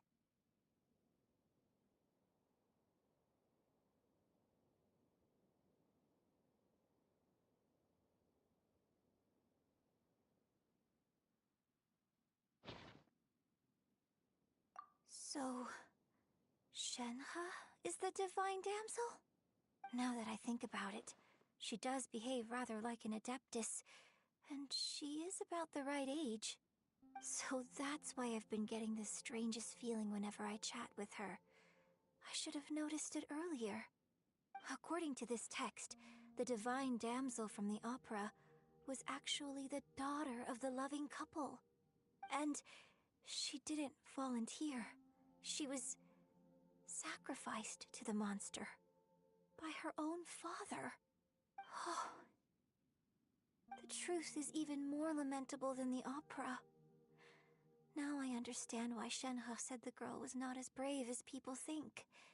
It wasn't her choice to enter that ghastly situation. She was forced into it. Oh. It looks like my father may need to make a few revisions to his beloved opera.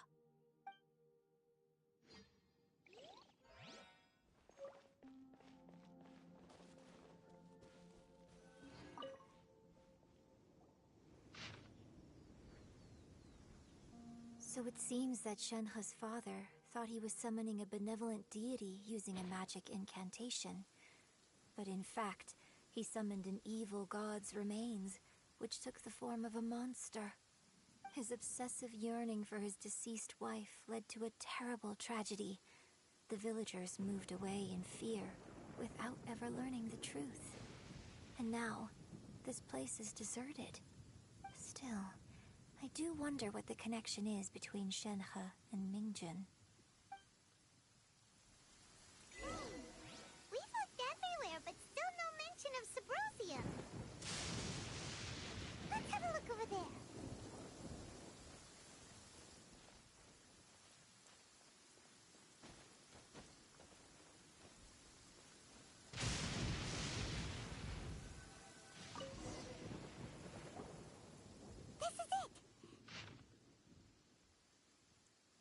So basically, we need to go to the middle of the lake south of Mount Tianheng at dusk, and we'll find us some Subrosium! Let's go back and tell Shenhua the news!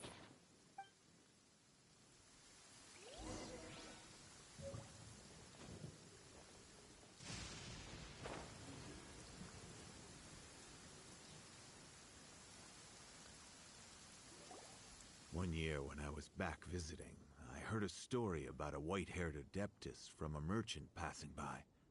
I never imagined it was you. I was a very close friend of your father's. I could have stopped him from performing the summoning ritual. I had plenty of chances, but I couldn't bring myself to stand up to him. I just let things happen, let it all escalate. Well, we all know how that story ended. I bring flowers back here every year. And each time I wish I had a chance to apologize to you.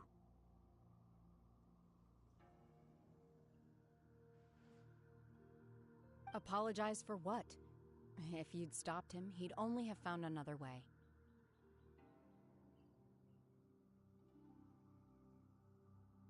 There is nothing he wouldn't have done for his true love. Nothing. Do you still hate him? I don't know what I feel.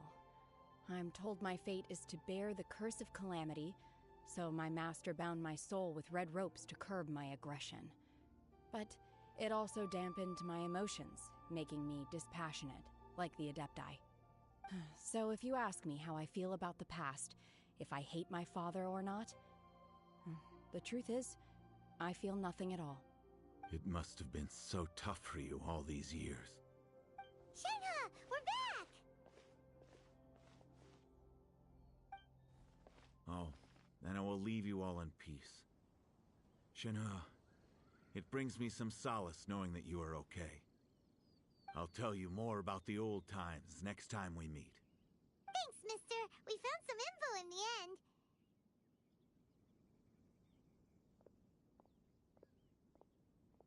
Shenhe, look! This tells us how to find Subrosium. All we gotta do is go to the middle of that lake! Let's go then.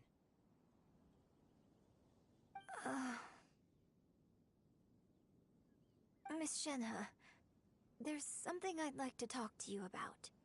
Just now, in the village, we found your father's diary.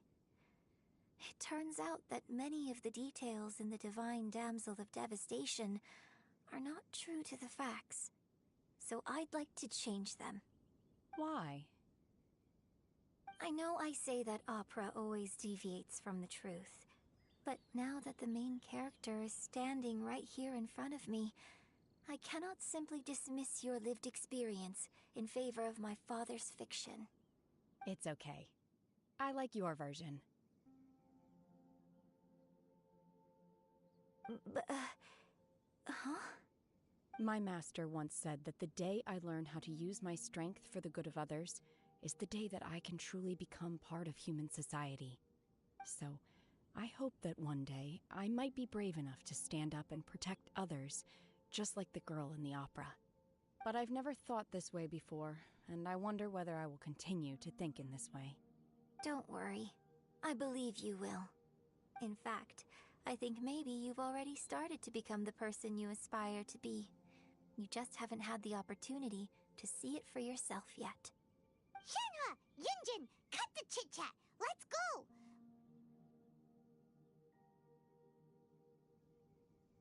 We can't let someone else beat us to it!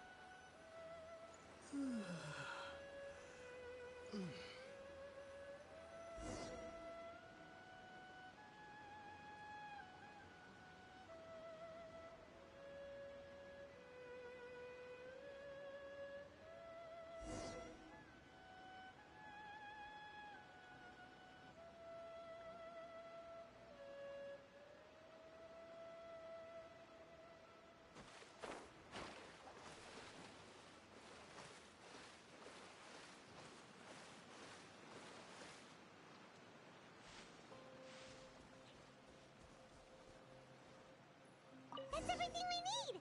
Let's head back and report in!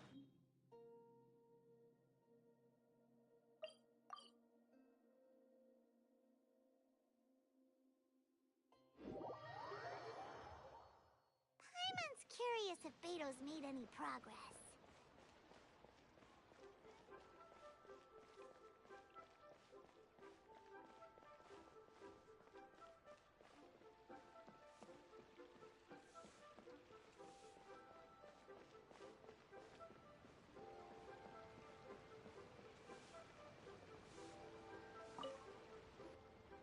Oh, goodness. So, are they okay? This is some top quality ore you found. I think I'll get a good end product out of these. Guess now it's my time to shine. Hey everyone, how's the A-team doing? I ran into a bit of a brick wall on my end. Suling's never seen a Wonder Core before, and says it'd take a lot of research for him to get up to speed.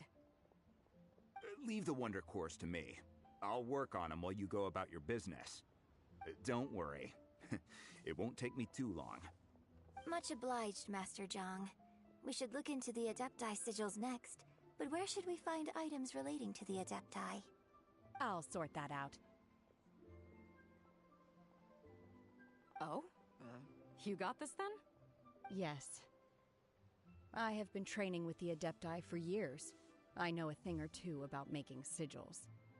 When we first met, I told you I came for the Jade Chamber, not the contest. In fact, I came specifically to deliver Adepti sigils. Master heard that Ningguang was planning to rebuild the Jade Chamber, so she sent me to deliver some Adepti sigils to her. Master also said she hoped that I can take this opportunity to rejoin human society. But now that I'm here, I wonder if I've been removed from the world for too long. There's so much basic knowledge that I lack. Maybe it won't work for me to stay here after all. But either way, I'm very glad to have met you. And I'll take care of those Adepti sigils. Without knowing the ins and outs of your situation, I can't say whether you should stay or not. But now that our paths have crossed, we'll always have a connection. So if you're ever feeling down, come find me on my ship. There'll be a drink waiting for you. Thank you. So, Master Zhang, I'll need to use your facilities to make the sigils. Fine by me. I'm actually curious to see how the Adepti arts work. Maybe I'll learn something.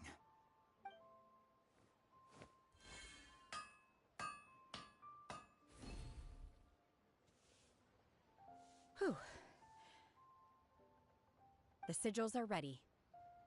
Though they are in some respects inferior to my master's, I can assure you there will be no quality issues. I've finished forging the things you asked for, too. Great! Let's go submit them before someone else gets there ahead of us!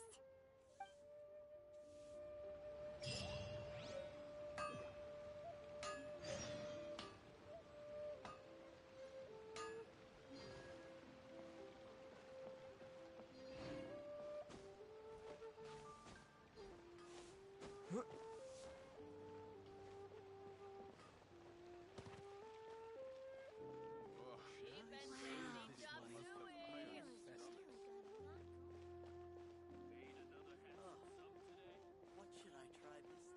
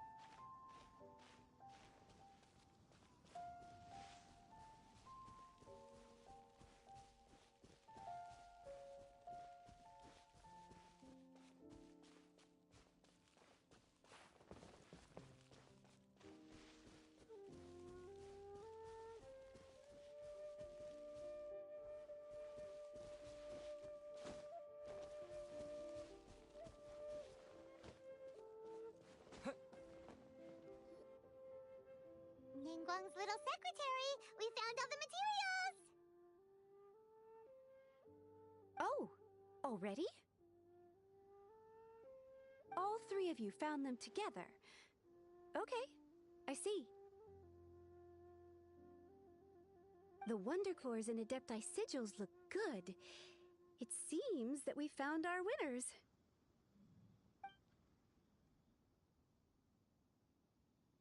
I hereby announce that the winners of this material procurement contest are the Traveler, Yunjin, and Beidou.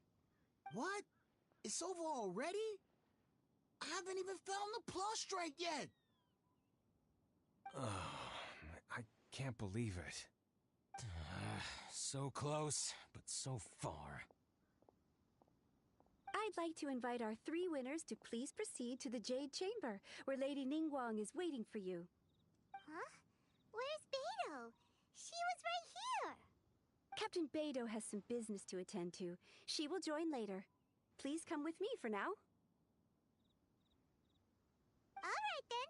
Guess we'll head on up to the Jade Chamber first. This has been a long time coming. The last time we went up to the Jade Chamber was ages ago.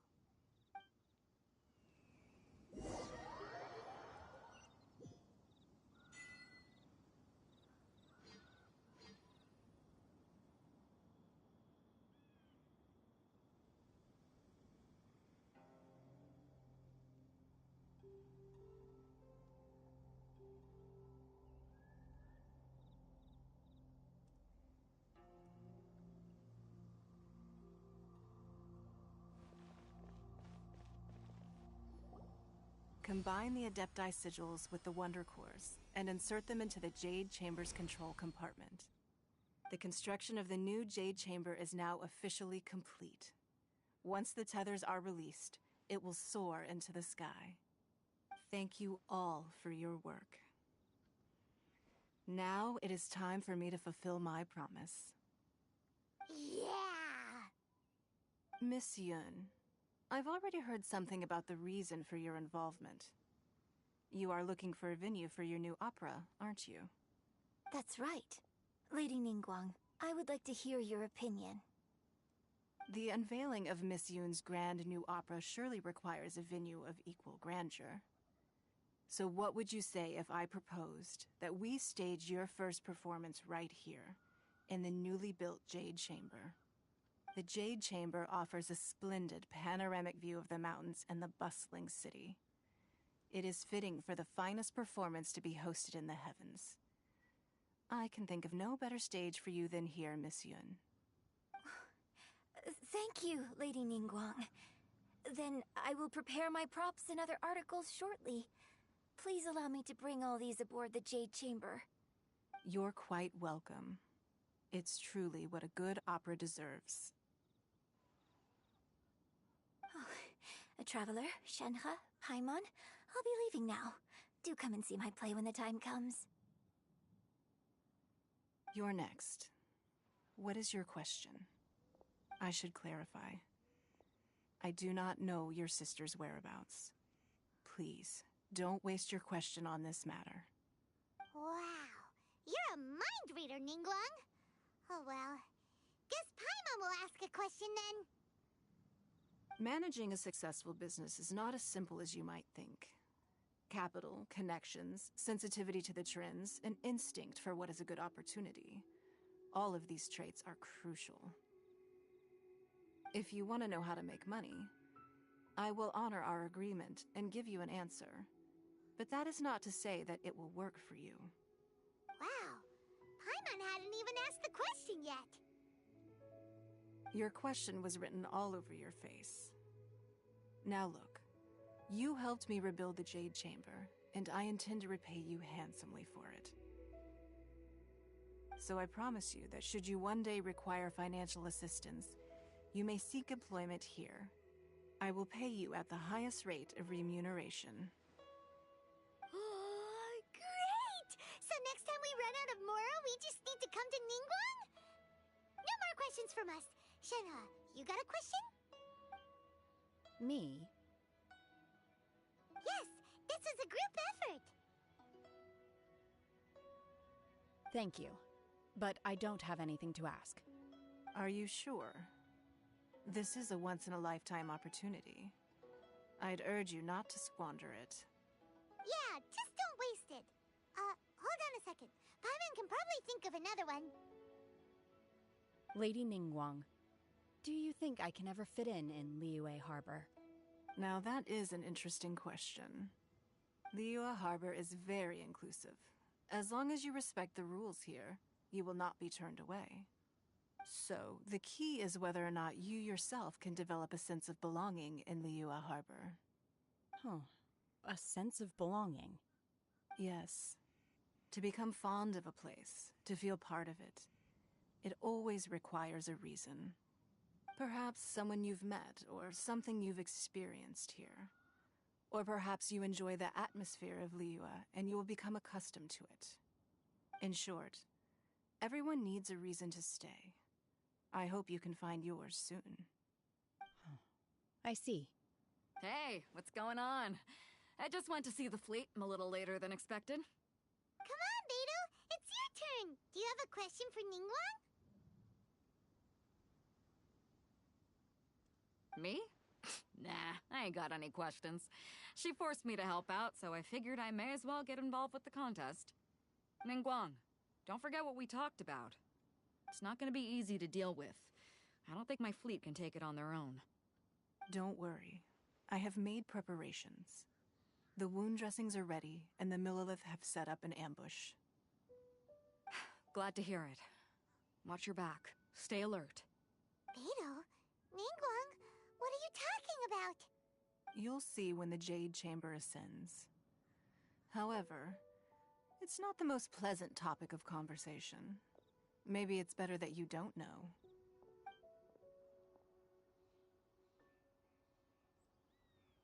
When I first set foot in the Jade Chamber, I stood at the edge of the platform and looked down upon Liyue Harbor far below. At that time, I dreamed that one day the Jade Chamber's shadow would be seen in all 7 nations of Teyvat. My wish has not changed to this very day. However, it is not only out of consideration for myself that I have built the Jade Chamber anew at this time. I hope the Jade Chamber will always float in the skies above Liyue Harbor, bearing witness to the prosperity and peace of the human world. And I hope that you can all witness it with me. Let the Ascension ceremony commence!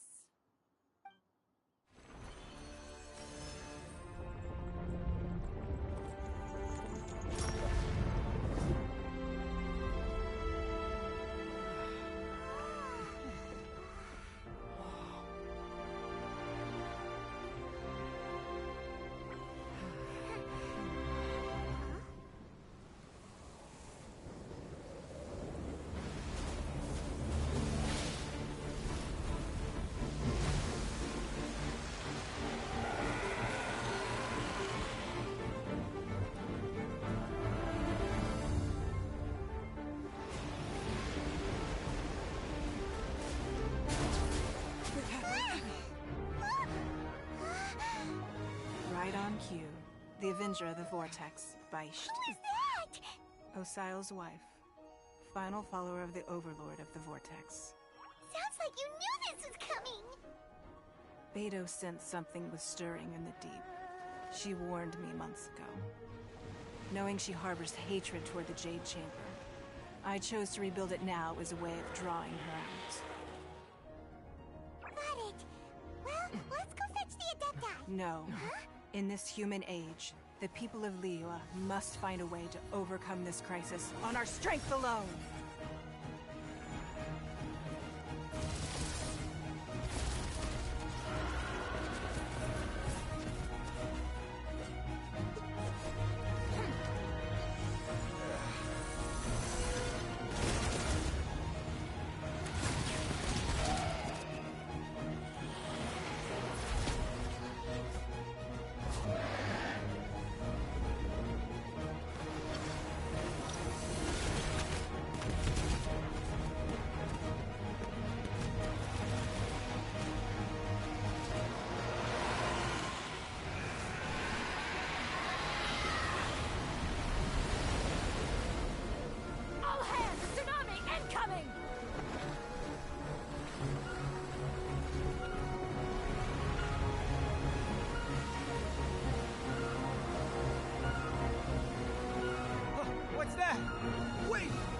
wave!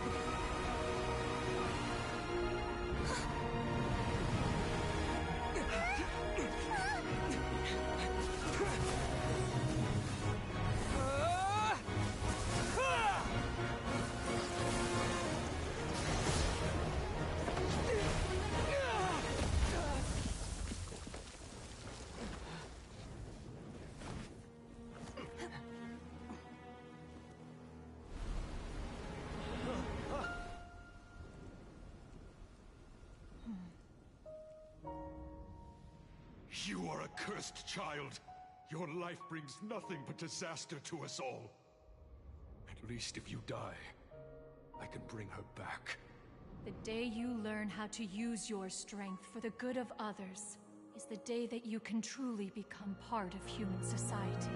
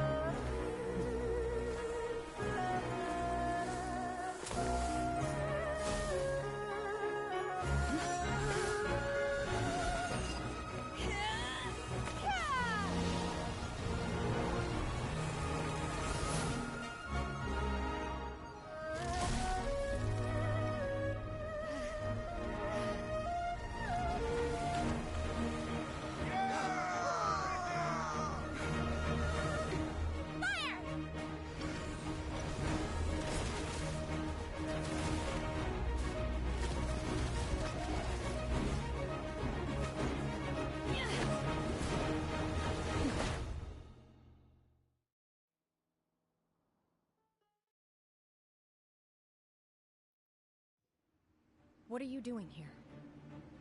We can't let you be the only one taking this risk! I hardly see this as a great risk. The people of Liyue Harbor are well prepared, and she is already badly injured. Only sheer willpower is keeping her alive. I may be nearing the end of my stamina, but in a fight to the death, I think I have the upper hand. We'll help too!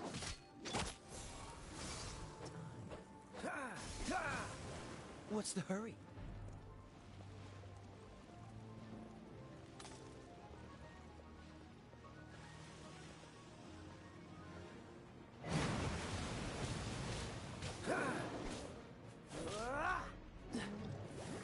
Nice and spicy!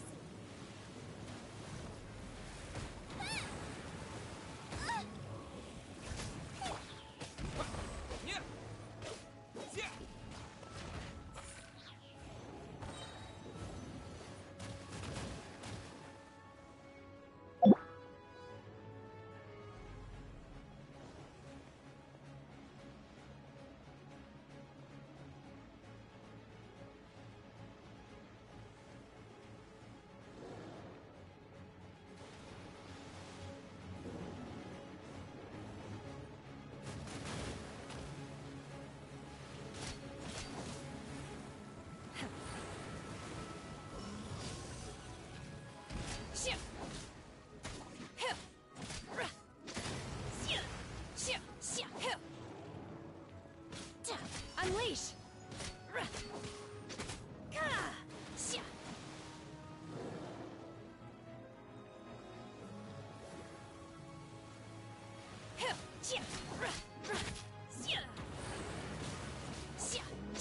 Obey! Manifest!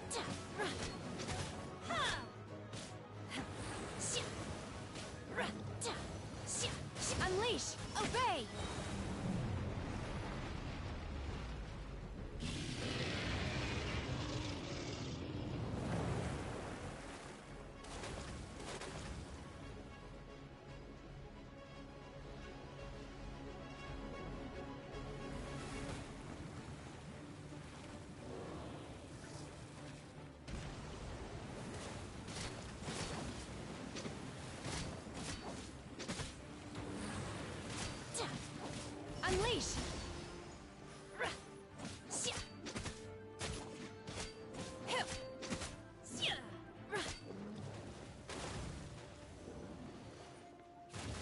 I shall not yield! Let's dance.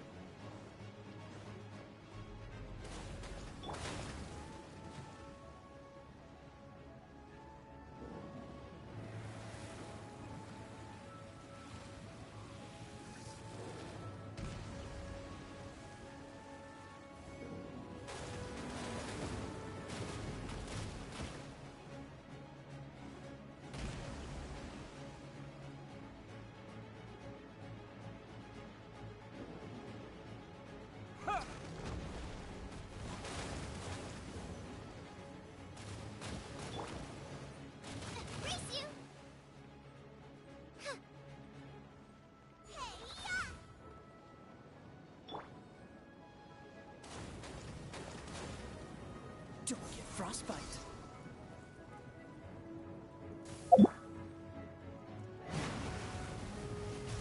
Cryo incarnate!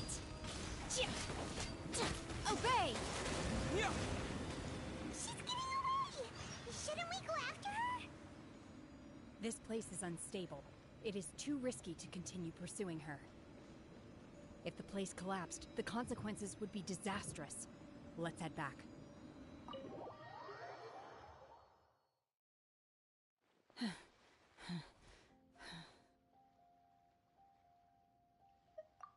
I'm just a little exhausted. Otherwise, fine. I wanted to deal with it myself. I didn't expect you to follow me. Don't worry. She's not coming back anytime soon. After an injury like that, she'll likely seek refuge somewhere else. How did things go underwater? It's been dealt with. She was injured before entering the water. It didn't take too much effort to finish the job. Good. So the crisis has been safely averted. When you visit the Jade Chamber in the future, you will be afforded generous treatment. Lady Ningguang, the fleet reports that the sea monster has left Guyan Stone Forest and the surrounding waters have returned to normal. Thank you. How are the Millilith? Thanks to the medical supplies you prepared and Lady Keqing's command, our losses were minimal. Of course, we owe huge thanks to this young lady for her help.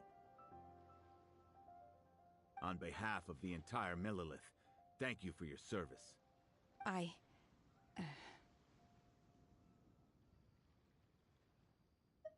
Great. Then next time I watch Miss Yun's opera, I'll be able to take the compliments. I wasn't trying to be a hero, though. Let the soldiers recuperate, but don't let your guard down. If she returns with a vengeance, we must be prepared. Yes, ma'am. You've been monitoring us for some time now. I trust you've reached a conclusion. You wish to hear one's opinion.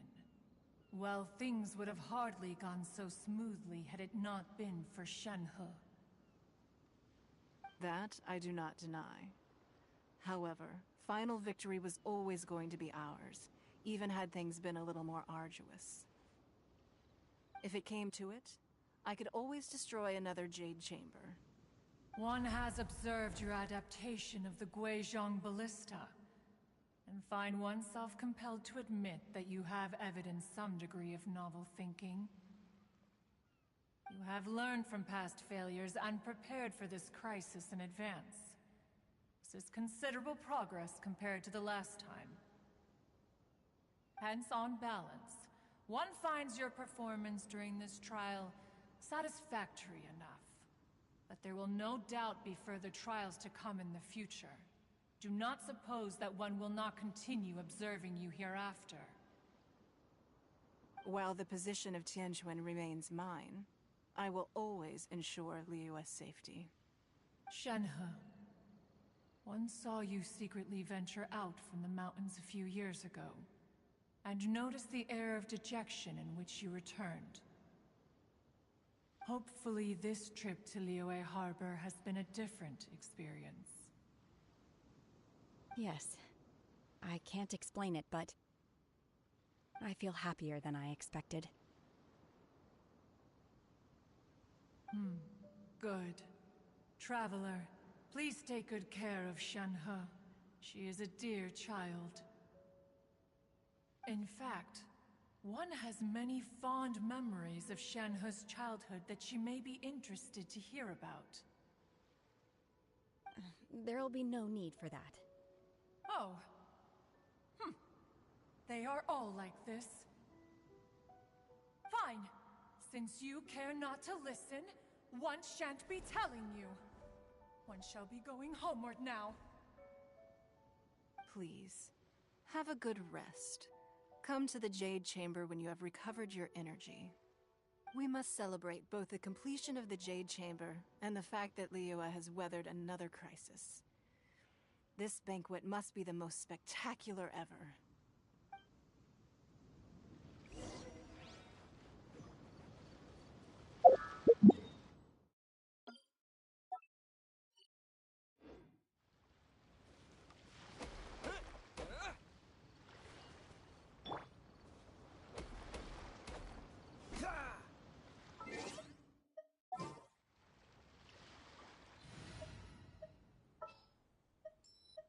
I'll scout ahead.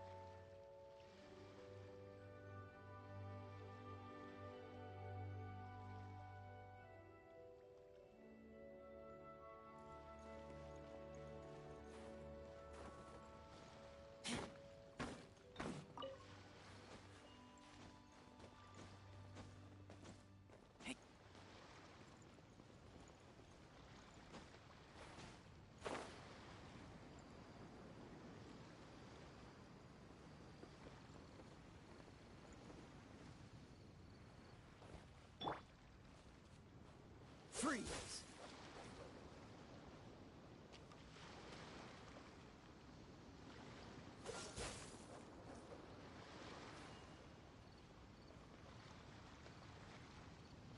Dodge this!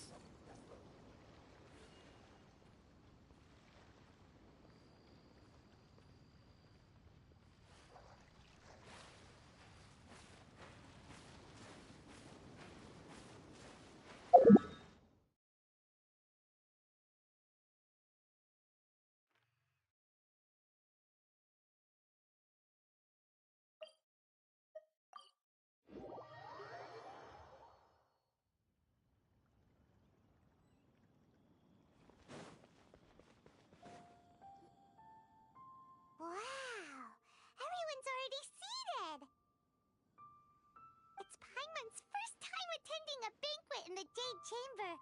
The food here looks amazing. All of you here are my distinguished guests. I am determined that each of you thoroughly enjoys yourself. Those who don't drink alcohol, please, help yourself to other beverages. Fine wine is a delight to the senses, but it is far from the only one. I trust you will find the marvelous view from the Jade Chamber to be an equally gratifying indulgence. Have you heard? Miss Yun's going to be performing today. Sure have.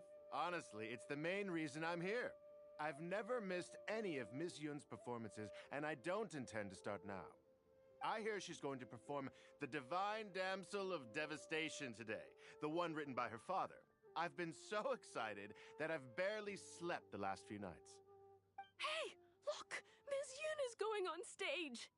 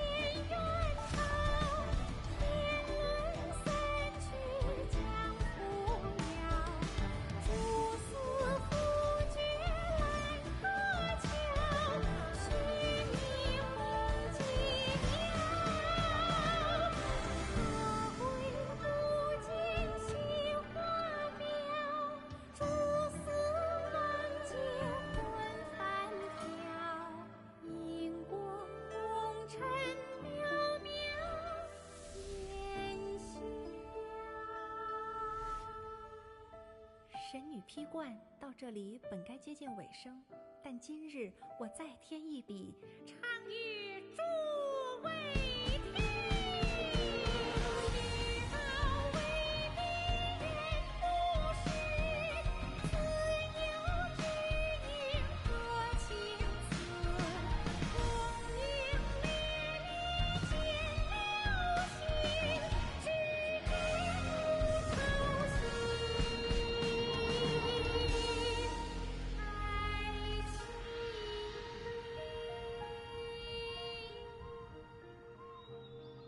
彼时鹤归，茫茫天地无依靠，孤身离去。今日再会，新朋旧友坐满堂，共聚此时。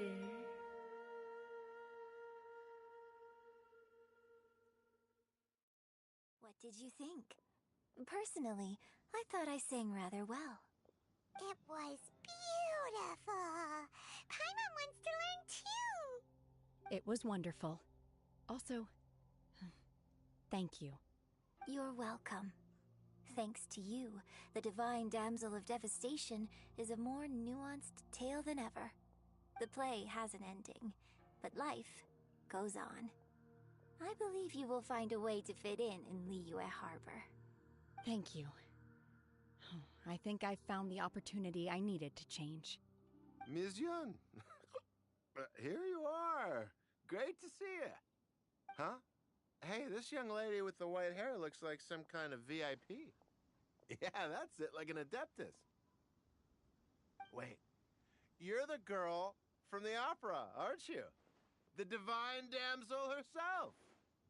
And look who else we have here, the illustrious traveler. Well, I'll be This was definitely worth showing up for. Let me pull up a chair, all right. We'll all have a friendly chat, get better acquainted. Alternatively, you could leave us alone. That is, if you'd prefer to finish your drink via the orifice of your own choice. Uh-oh, this feels all too familiar. Shenhe's back to her old self again. Hey, what are you doing? Calm down, Shenhe. Calm down.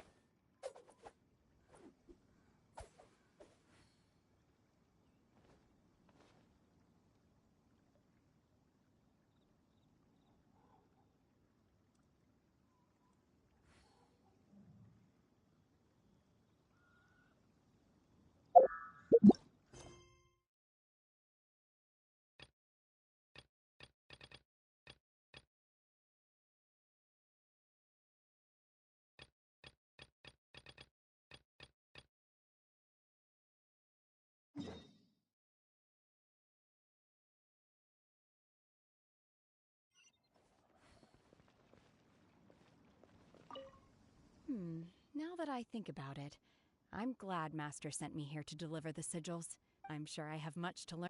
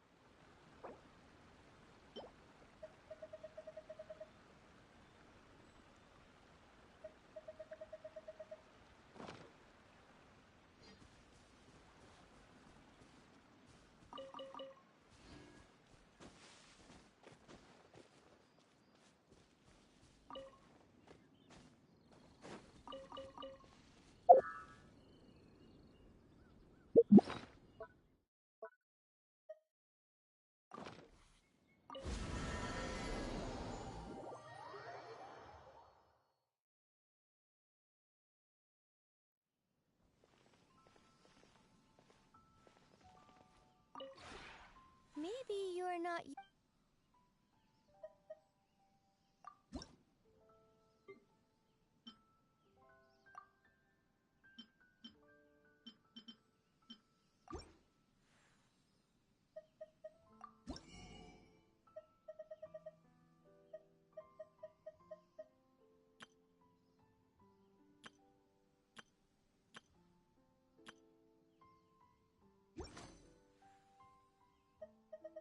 When breaking new ground, I'll teach you more.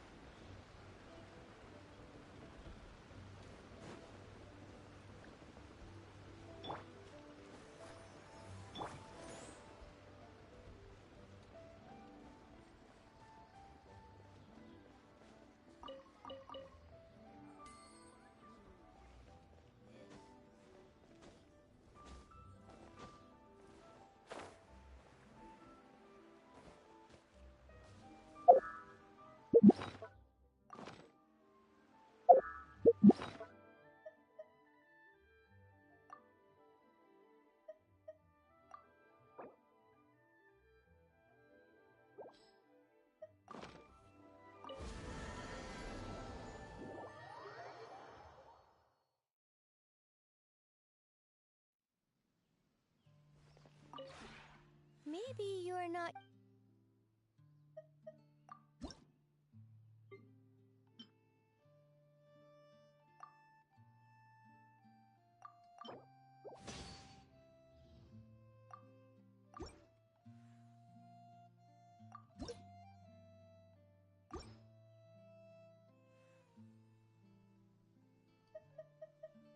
If you ever have...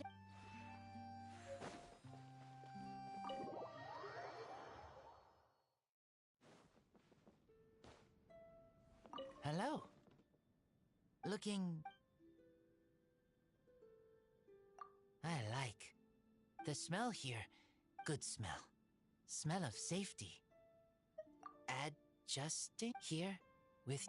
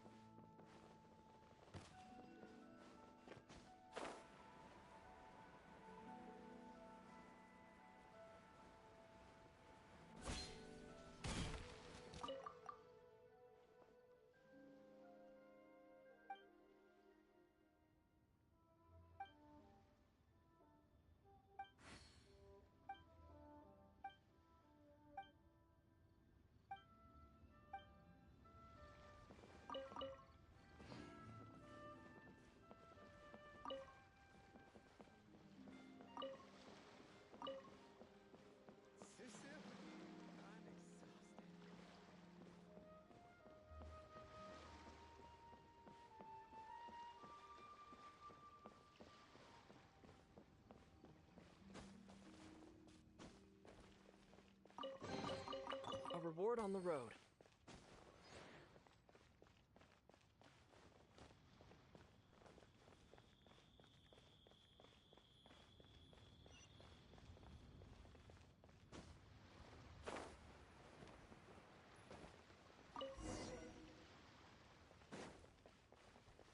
All tasks have been handed out.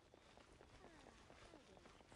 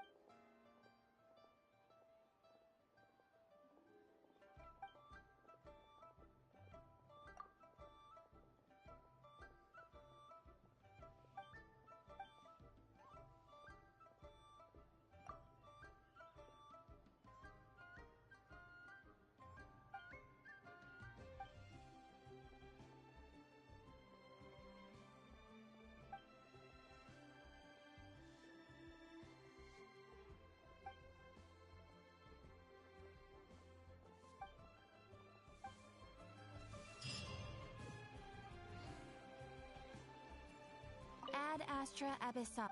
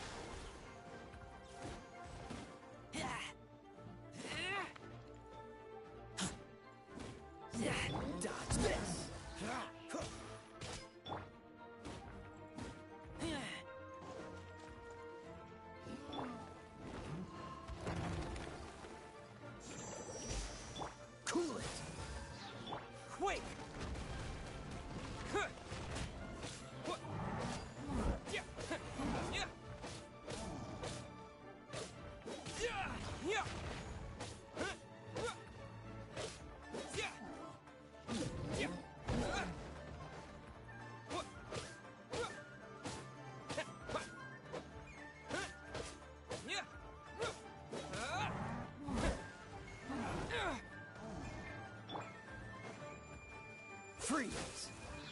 Oh, so sorry. Huh. Take me back.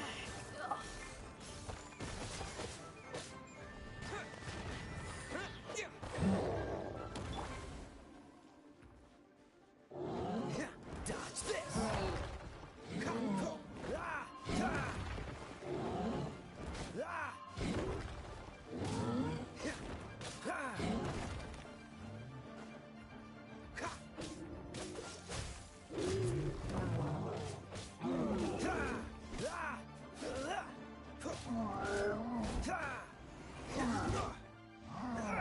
Cool it!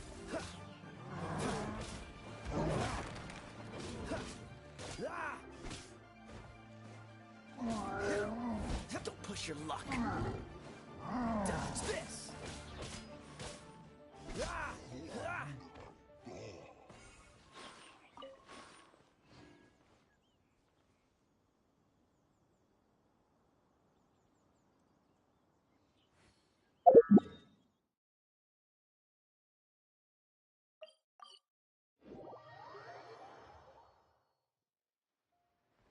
What's the hurry?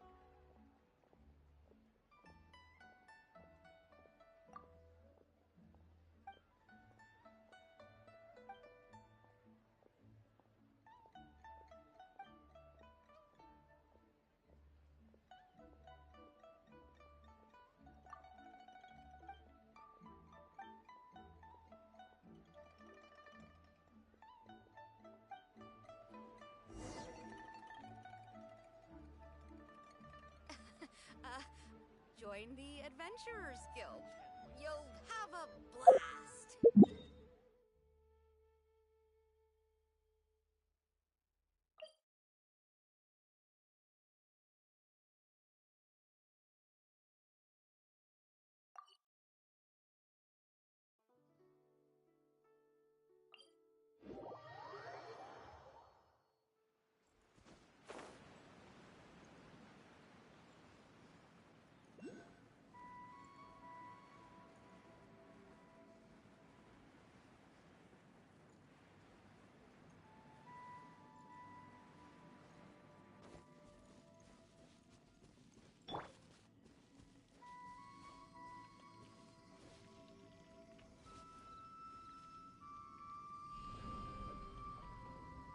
Terra Smash!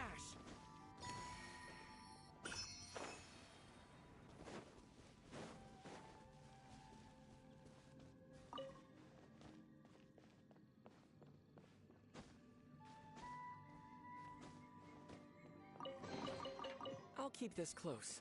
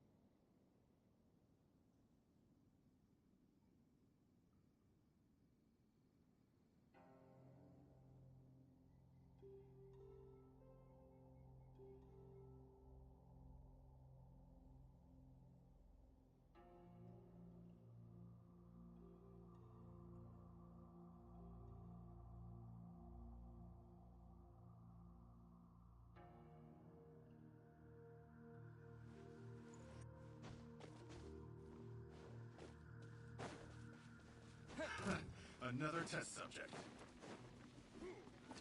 That tingle? To dust!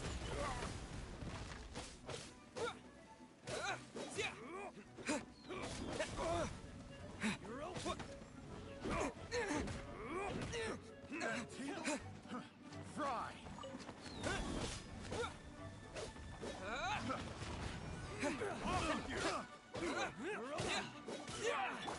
Frostbite. Fry!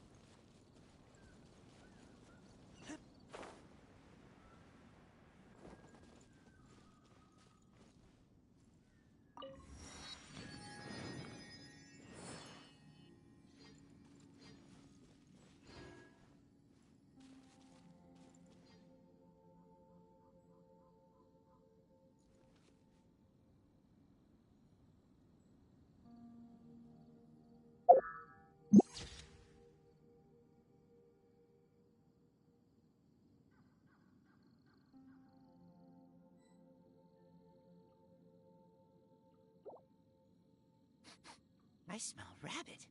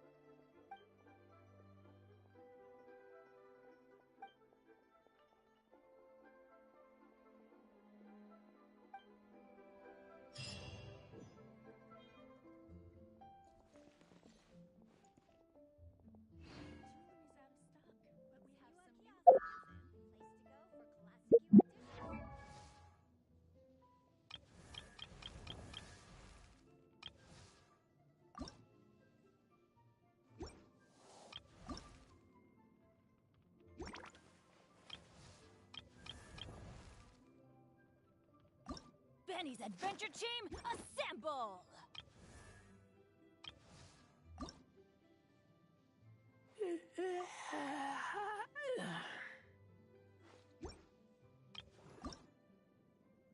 I wonder when I'll...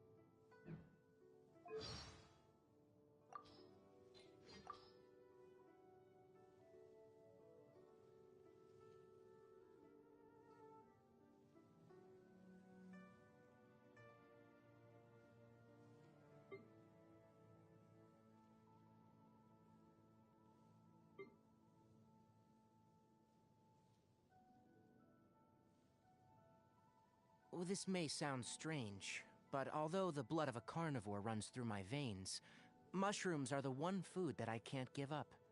There are many species of edible mushrooms, whether fresh or dried. They all give off a unique scent. Even when stewed with meat, it's the mushroom's aroma that comes out on top.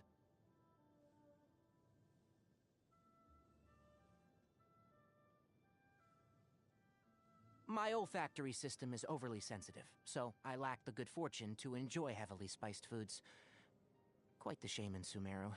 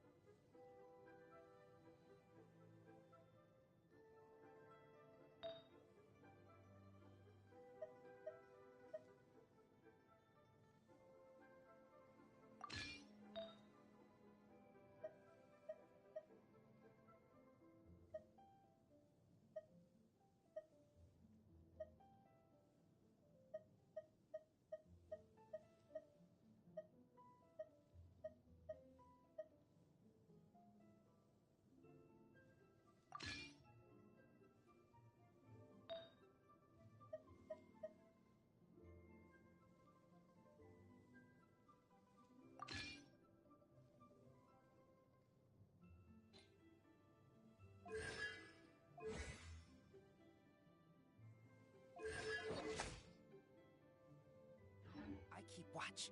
You leave, you call me.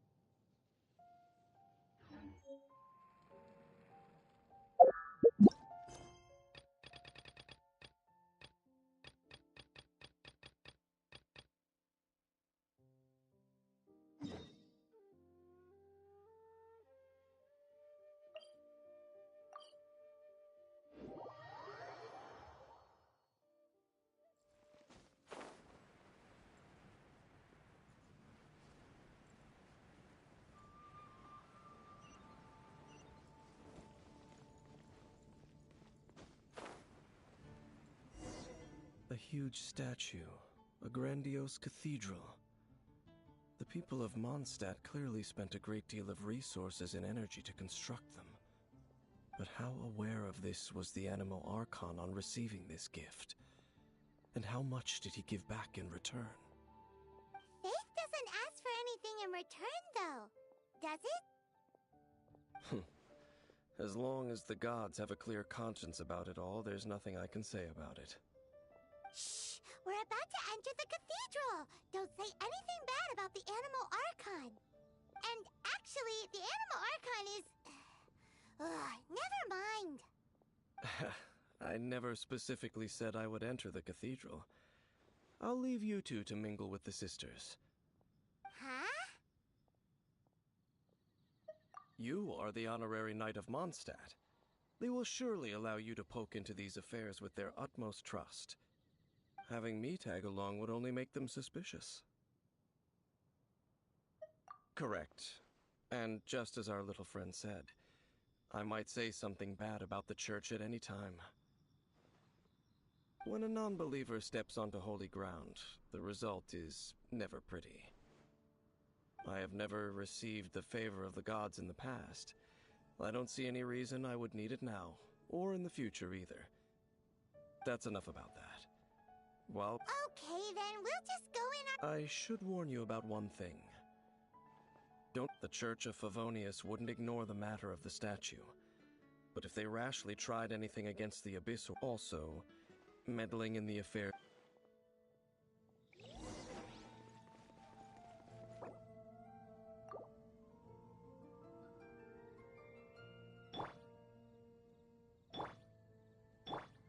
Ready, steady, go! I'll protect us.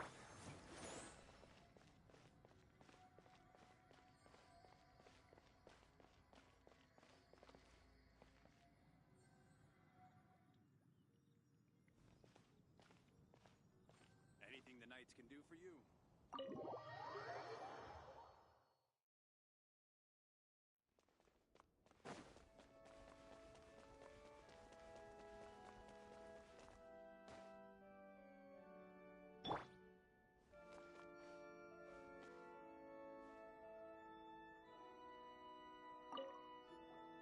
Honorary Knight!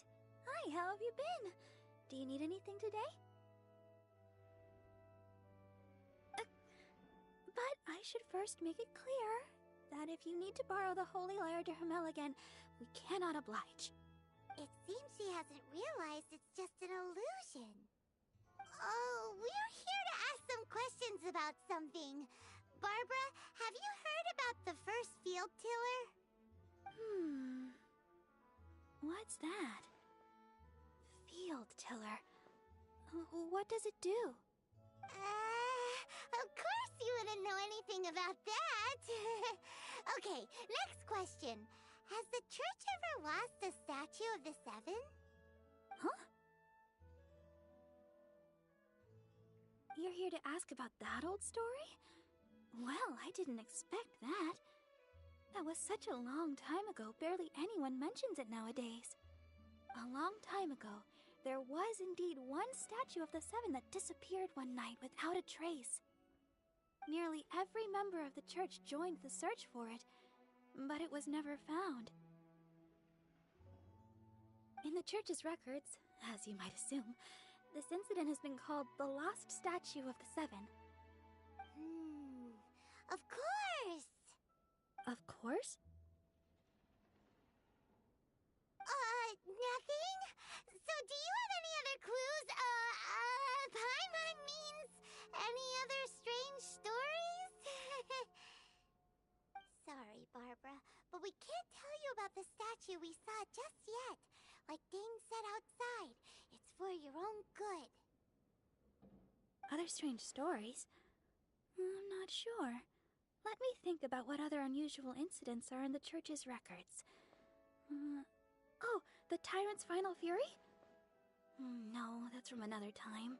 Probably unrelated. The Tyrant's Final Fury? Oh, this refers to a time of great danger that engulfed old Mondstadt, the place now known as Storm Terror's lair. Many, many years ago, there was a time when balls of fire would rain from the sky whenever anyone approached Old Mondstadt. Balls of fire raining from the sky? How terrifying! People at that time believed it was a curse laid down by the god of storms, so they referred to it as the tyrant's final fury. This strange phenomenon continued for about a year. No one was ever able to solve it. It just gradually ceased on its own. Right. Later, the theory of the tyrant's final fury became less probable in the eyes of the church. Common reasoning dictates that the god of storms wouldn't shoot fireballs. Perhaps it was something else that caused the disaster. Anyway, this incident might not be related to the lost statue of the Seven, but I just can't think of any other strange incidents that might be. It's okay. Thanks anyway! There's that pointless word, thank you, again. I can never get used to hearing it. Oh, Rosaria, it's you. If you're looking for the Knights of Favonius, they're busy with those monsters again. Those monsters? Those monsters that tried to attack Mondstadt last time during the Storm Terror incident? Wasn't that the Abyss Order? They're at it again? Indeed. They're gathering in Wolvendom, causing great unrest among the wolves. Could it be that the Abyss Order is targeting the spirit of Lupus Boreas? As for what purpose, I can't say for certain. Master Jean has already headed off to Wolvendom. I must also begin to make a move myself. Then I will go as well. Master Jean said you should stay at the church and continue your work with the clergy. But you're also a member of the clergy. Right! We'll go give Master Jean a hand! Oh, okay. If the honorary knight will be there, then... But please, everyone, be careful. May the Animal Archon protect you all.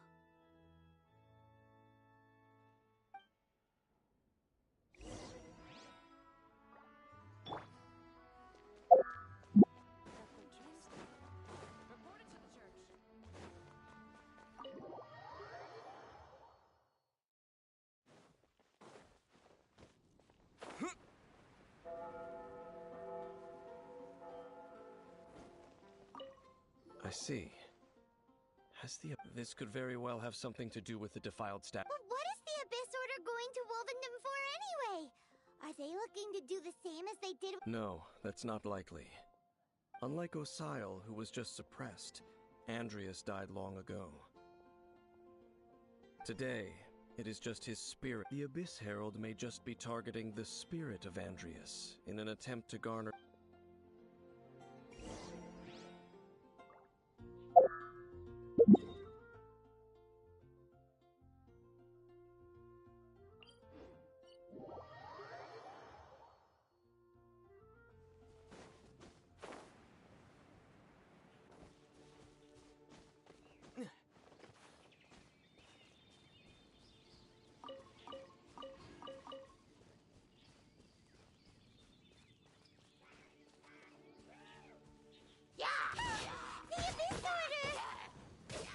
Don't underestimate the enemy. Let's take them now.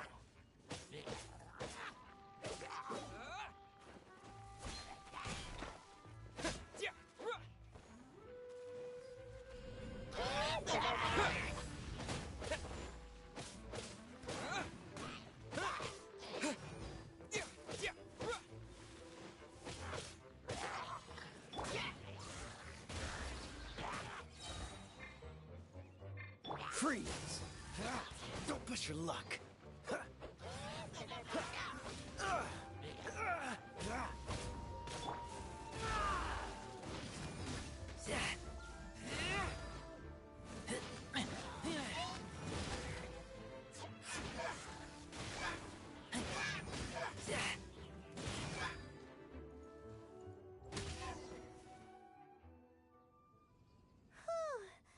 The closer we get to the target, the more enemies there are.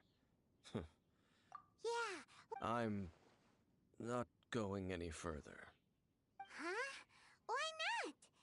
because you're afraid of fluffy animals? It has nothing to do with wolves. It's because Boreas was an ancient god, yet he willingly became a servant of the Seven. I cannot possibly agree with his actions. I don't desire any interaction with him. Besides, you're the one people like. I'm less likable. There's nothing special about gods anyway. It's just my opinion, but a word of advice. You shouldn't place too much trust in them. But at the same time, don't go too far in the opposite direction. Even if the god in question is your sworn... Don't trust them and don't hunt them. Lest I repeat the failings of my forebears, Huh? What fact? The destruction of the nation of Canria by the gods is the reason the Abyss Order now seeks to destroy the nations watched over by the Seven. Well, enough chit-chat. We should get back to business. I will go take care of the remaining Abyss Order members in the area. Try and keep your visit with Boreas brief. Afterward, let's meet at the entrance to Wolvendom. Up, there he goes. What a strange man. Yeah, that's true. You, at the rite of dissension in Liyue, your decision was very similar to what Dane would do. Honorary Knight, Paimon, what are you two doing here? Oh, Master Jean! Rosaria told us that you came here to fight the... Then your help is greatly appreciated. The Abyss Order's sudden offensive is very strange. I just scouted out all of Wolvendom. Rosaria told me that the Abyss Order is going... But the Abyss Order and Boreas... They just like to cause trouble. Do they really need a reason? The Abyss Order already went after Dvalin. It's not too surprising that they would also go after another one of the Animal Archon's buddies. Regardless, whether the reason behind the Honorary Knight, please go and check if this god's spirit... He does not often see people, but okay, be careful.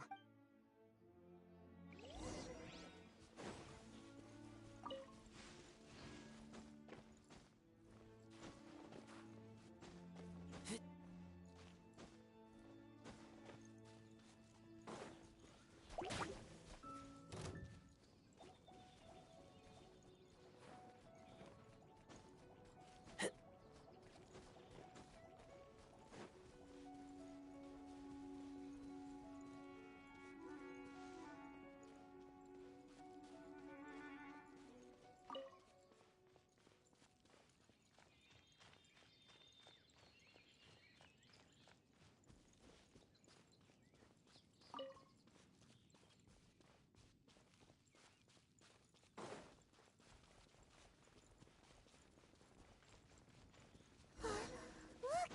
Over there, it's Razor! And the Abyss here... You... So, the wolf's wretched spirit likes to raise wild pups now. You claim to be a guardian, yet your once sharp claws have clearly dulled since your days of godly glory. If you serve us, we can restore your divine powers you once held in the past. Lies. Lies. What the heck is this ceremony? He looks like he's in a lot of pain. Oh no! Is this the same thing they did to corrupt Dvalin's mind? Wolves never surrender. But this can't go on. No matter how many times you resist us, your efforts are all in vain.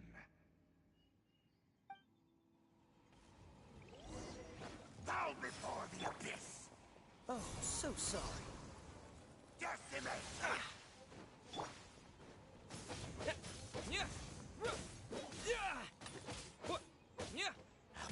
Terra Smash!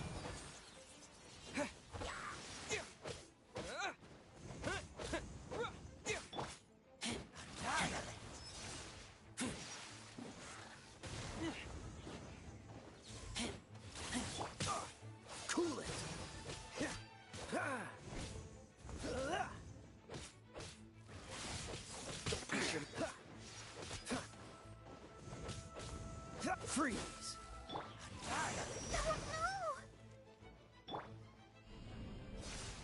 Yeah!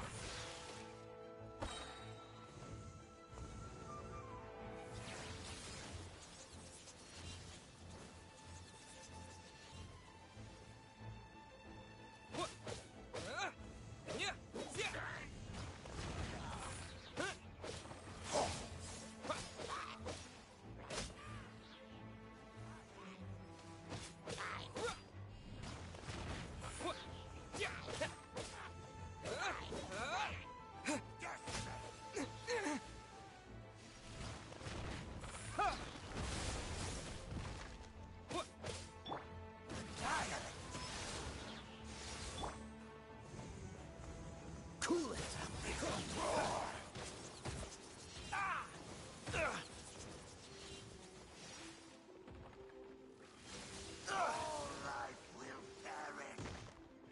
Dodge this!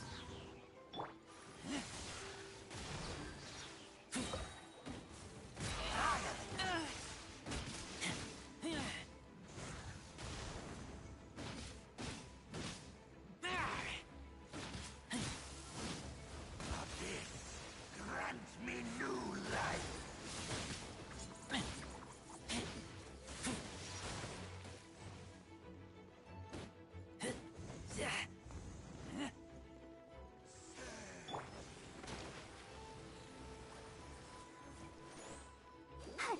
Go, Barbara, go! Hi. The end will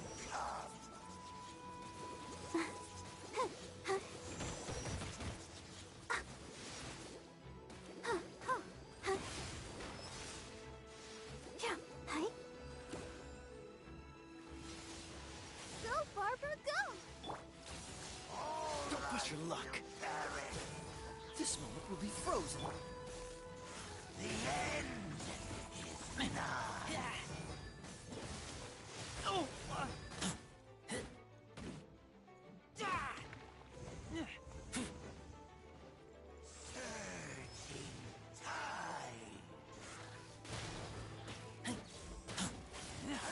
The world will fall. Terra Smash! The end will come.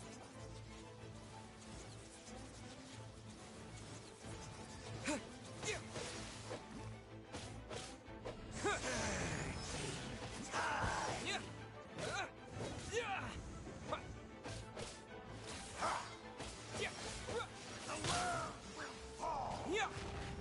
The end is nigh.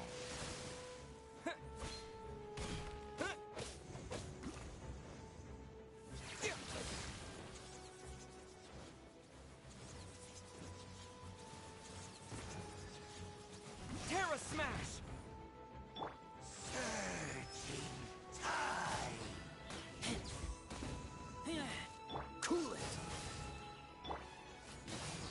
The world will fall. Dodge this! The end is nigh. Freeze! The abyss. The ceremony was interrupted. How fortunate for you. How does an old spirit have such determined will? No matter. This is but a small unforeseen variable. Our grand scheme will not be affected.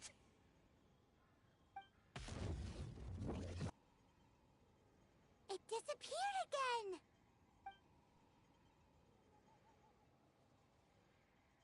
Thank you. You came. Just in time. Human Lupercal. I am ashamed that you must see me in my present state. But still, the Abyss Herald underestimated my strength.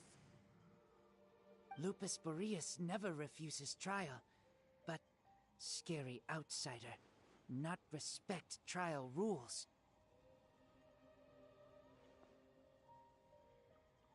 I too didn't see the trap. Wait, so you mean the Abyss Order had everything prepared to corrupt Lupus Boreas's mind, then lured him out under the pretense of challenging him in a trial? Thank you. In the future, my claws must get sharper. You smelled danger and came here? No, we heard about the danger. Paimon's nose doesn't even know what danger smells like. Besides coming to help, we actually have something to ask you about too. Excuse us, Mr. Wolf God. Do you know anything about the first field tiller? I pay no heed to the contraptions of humans. I know not what this field tiller is. Though there was indeed one human-made machine that I can never forget.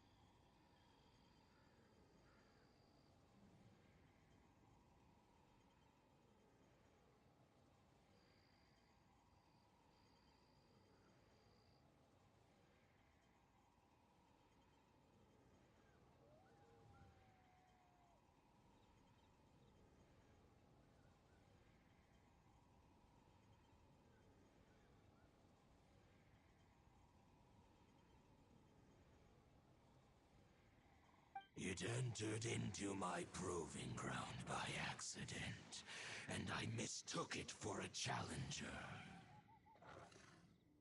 But it could not think, only fight. It was designed as a pure killing machine from top to bottom. I eventually damaged it greatly with one of my attacks. Before it fell to the ground, it fled the proving ground. By the sounds of it, it's possible that could have been the very first field tiller. Yes, it could spin, leap high into the air, and even shoot fireballs. Although no match for a god, it was stronger than even many who wield visions. Fireballs? Hey, didn't we hear this somewhere else recently as well? Anyway, this pretty much proves that the first field tiller came to Mondstadt, doesn't it? It sounds like the first one was way stronger than the mass-produced ruin guards that came after. But in this story, it was damaged at the proving ground while fighting the Wolf of the North. Don't know. But did we help? Yes, you were a big help. Thanks. We need to keep investigating something super important. The Abyss Herald may have left, but the Abyss's forces are still attacking. You two be careful. Yes, I smell more danger. Bigger danger. You too, also be careful. Well, there was some good intel. Quick, let's go tell Dane.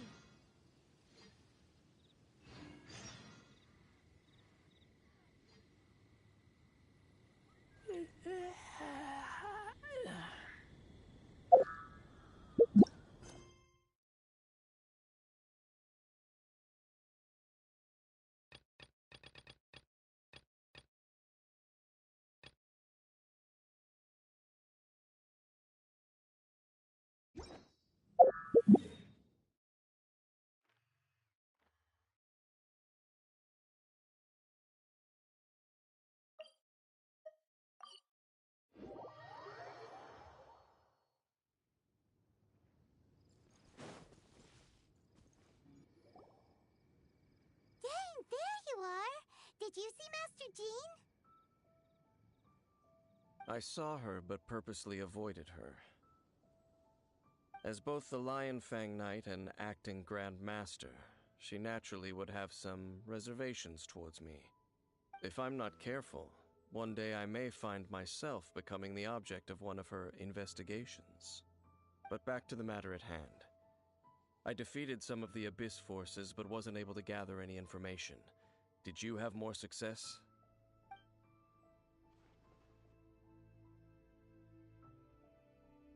I see. Well then, we can more or less figure out where the first field tiller ended up. Huh? Really? Just from the Lupus Boreas story? That information combined with a more comprehensive analysis.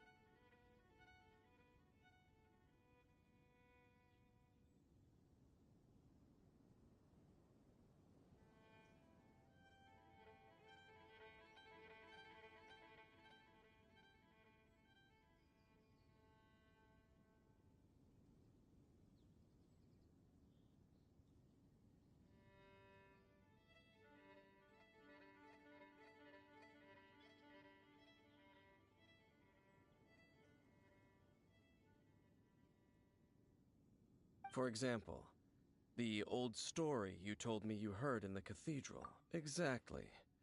The strange story told to you by that young sister, long mistaken to be a curse rained down by a deceased tyrant.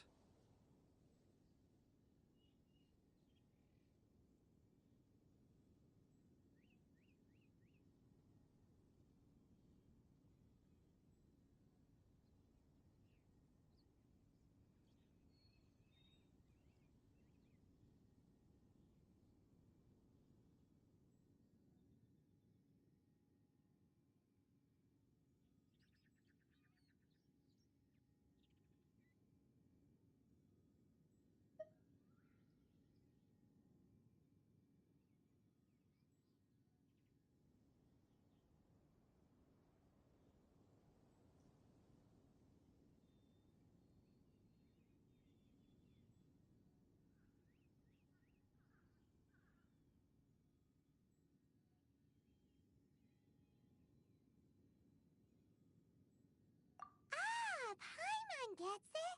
So the tyrant's final fury was really just missiles fired from the field tiller after it ran from Wolvendom. After it was damaged in the fight with the Wolf of the North, it must have wandered into the ruins of Old Mondstadt and stayed there. Then, whenever anyone got close, pew, pew, boom! It would fire. Back then, the people of Mondstadt hadn't seen many ruins. It looks like we need to make a trip to Stormterror's lair and comb the entire area. What do you mean? Huh? Oh, Paimon remembers too! We saw that abandoned ruin.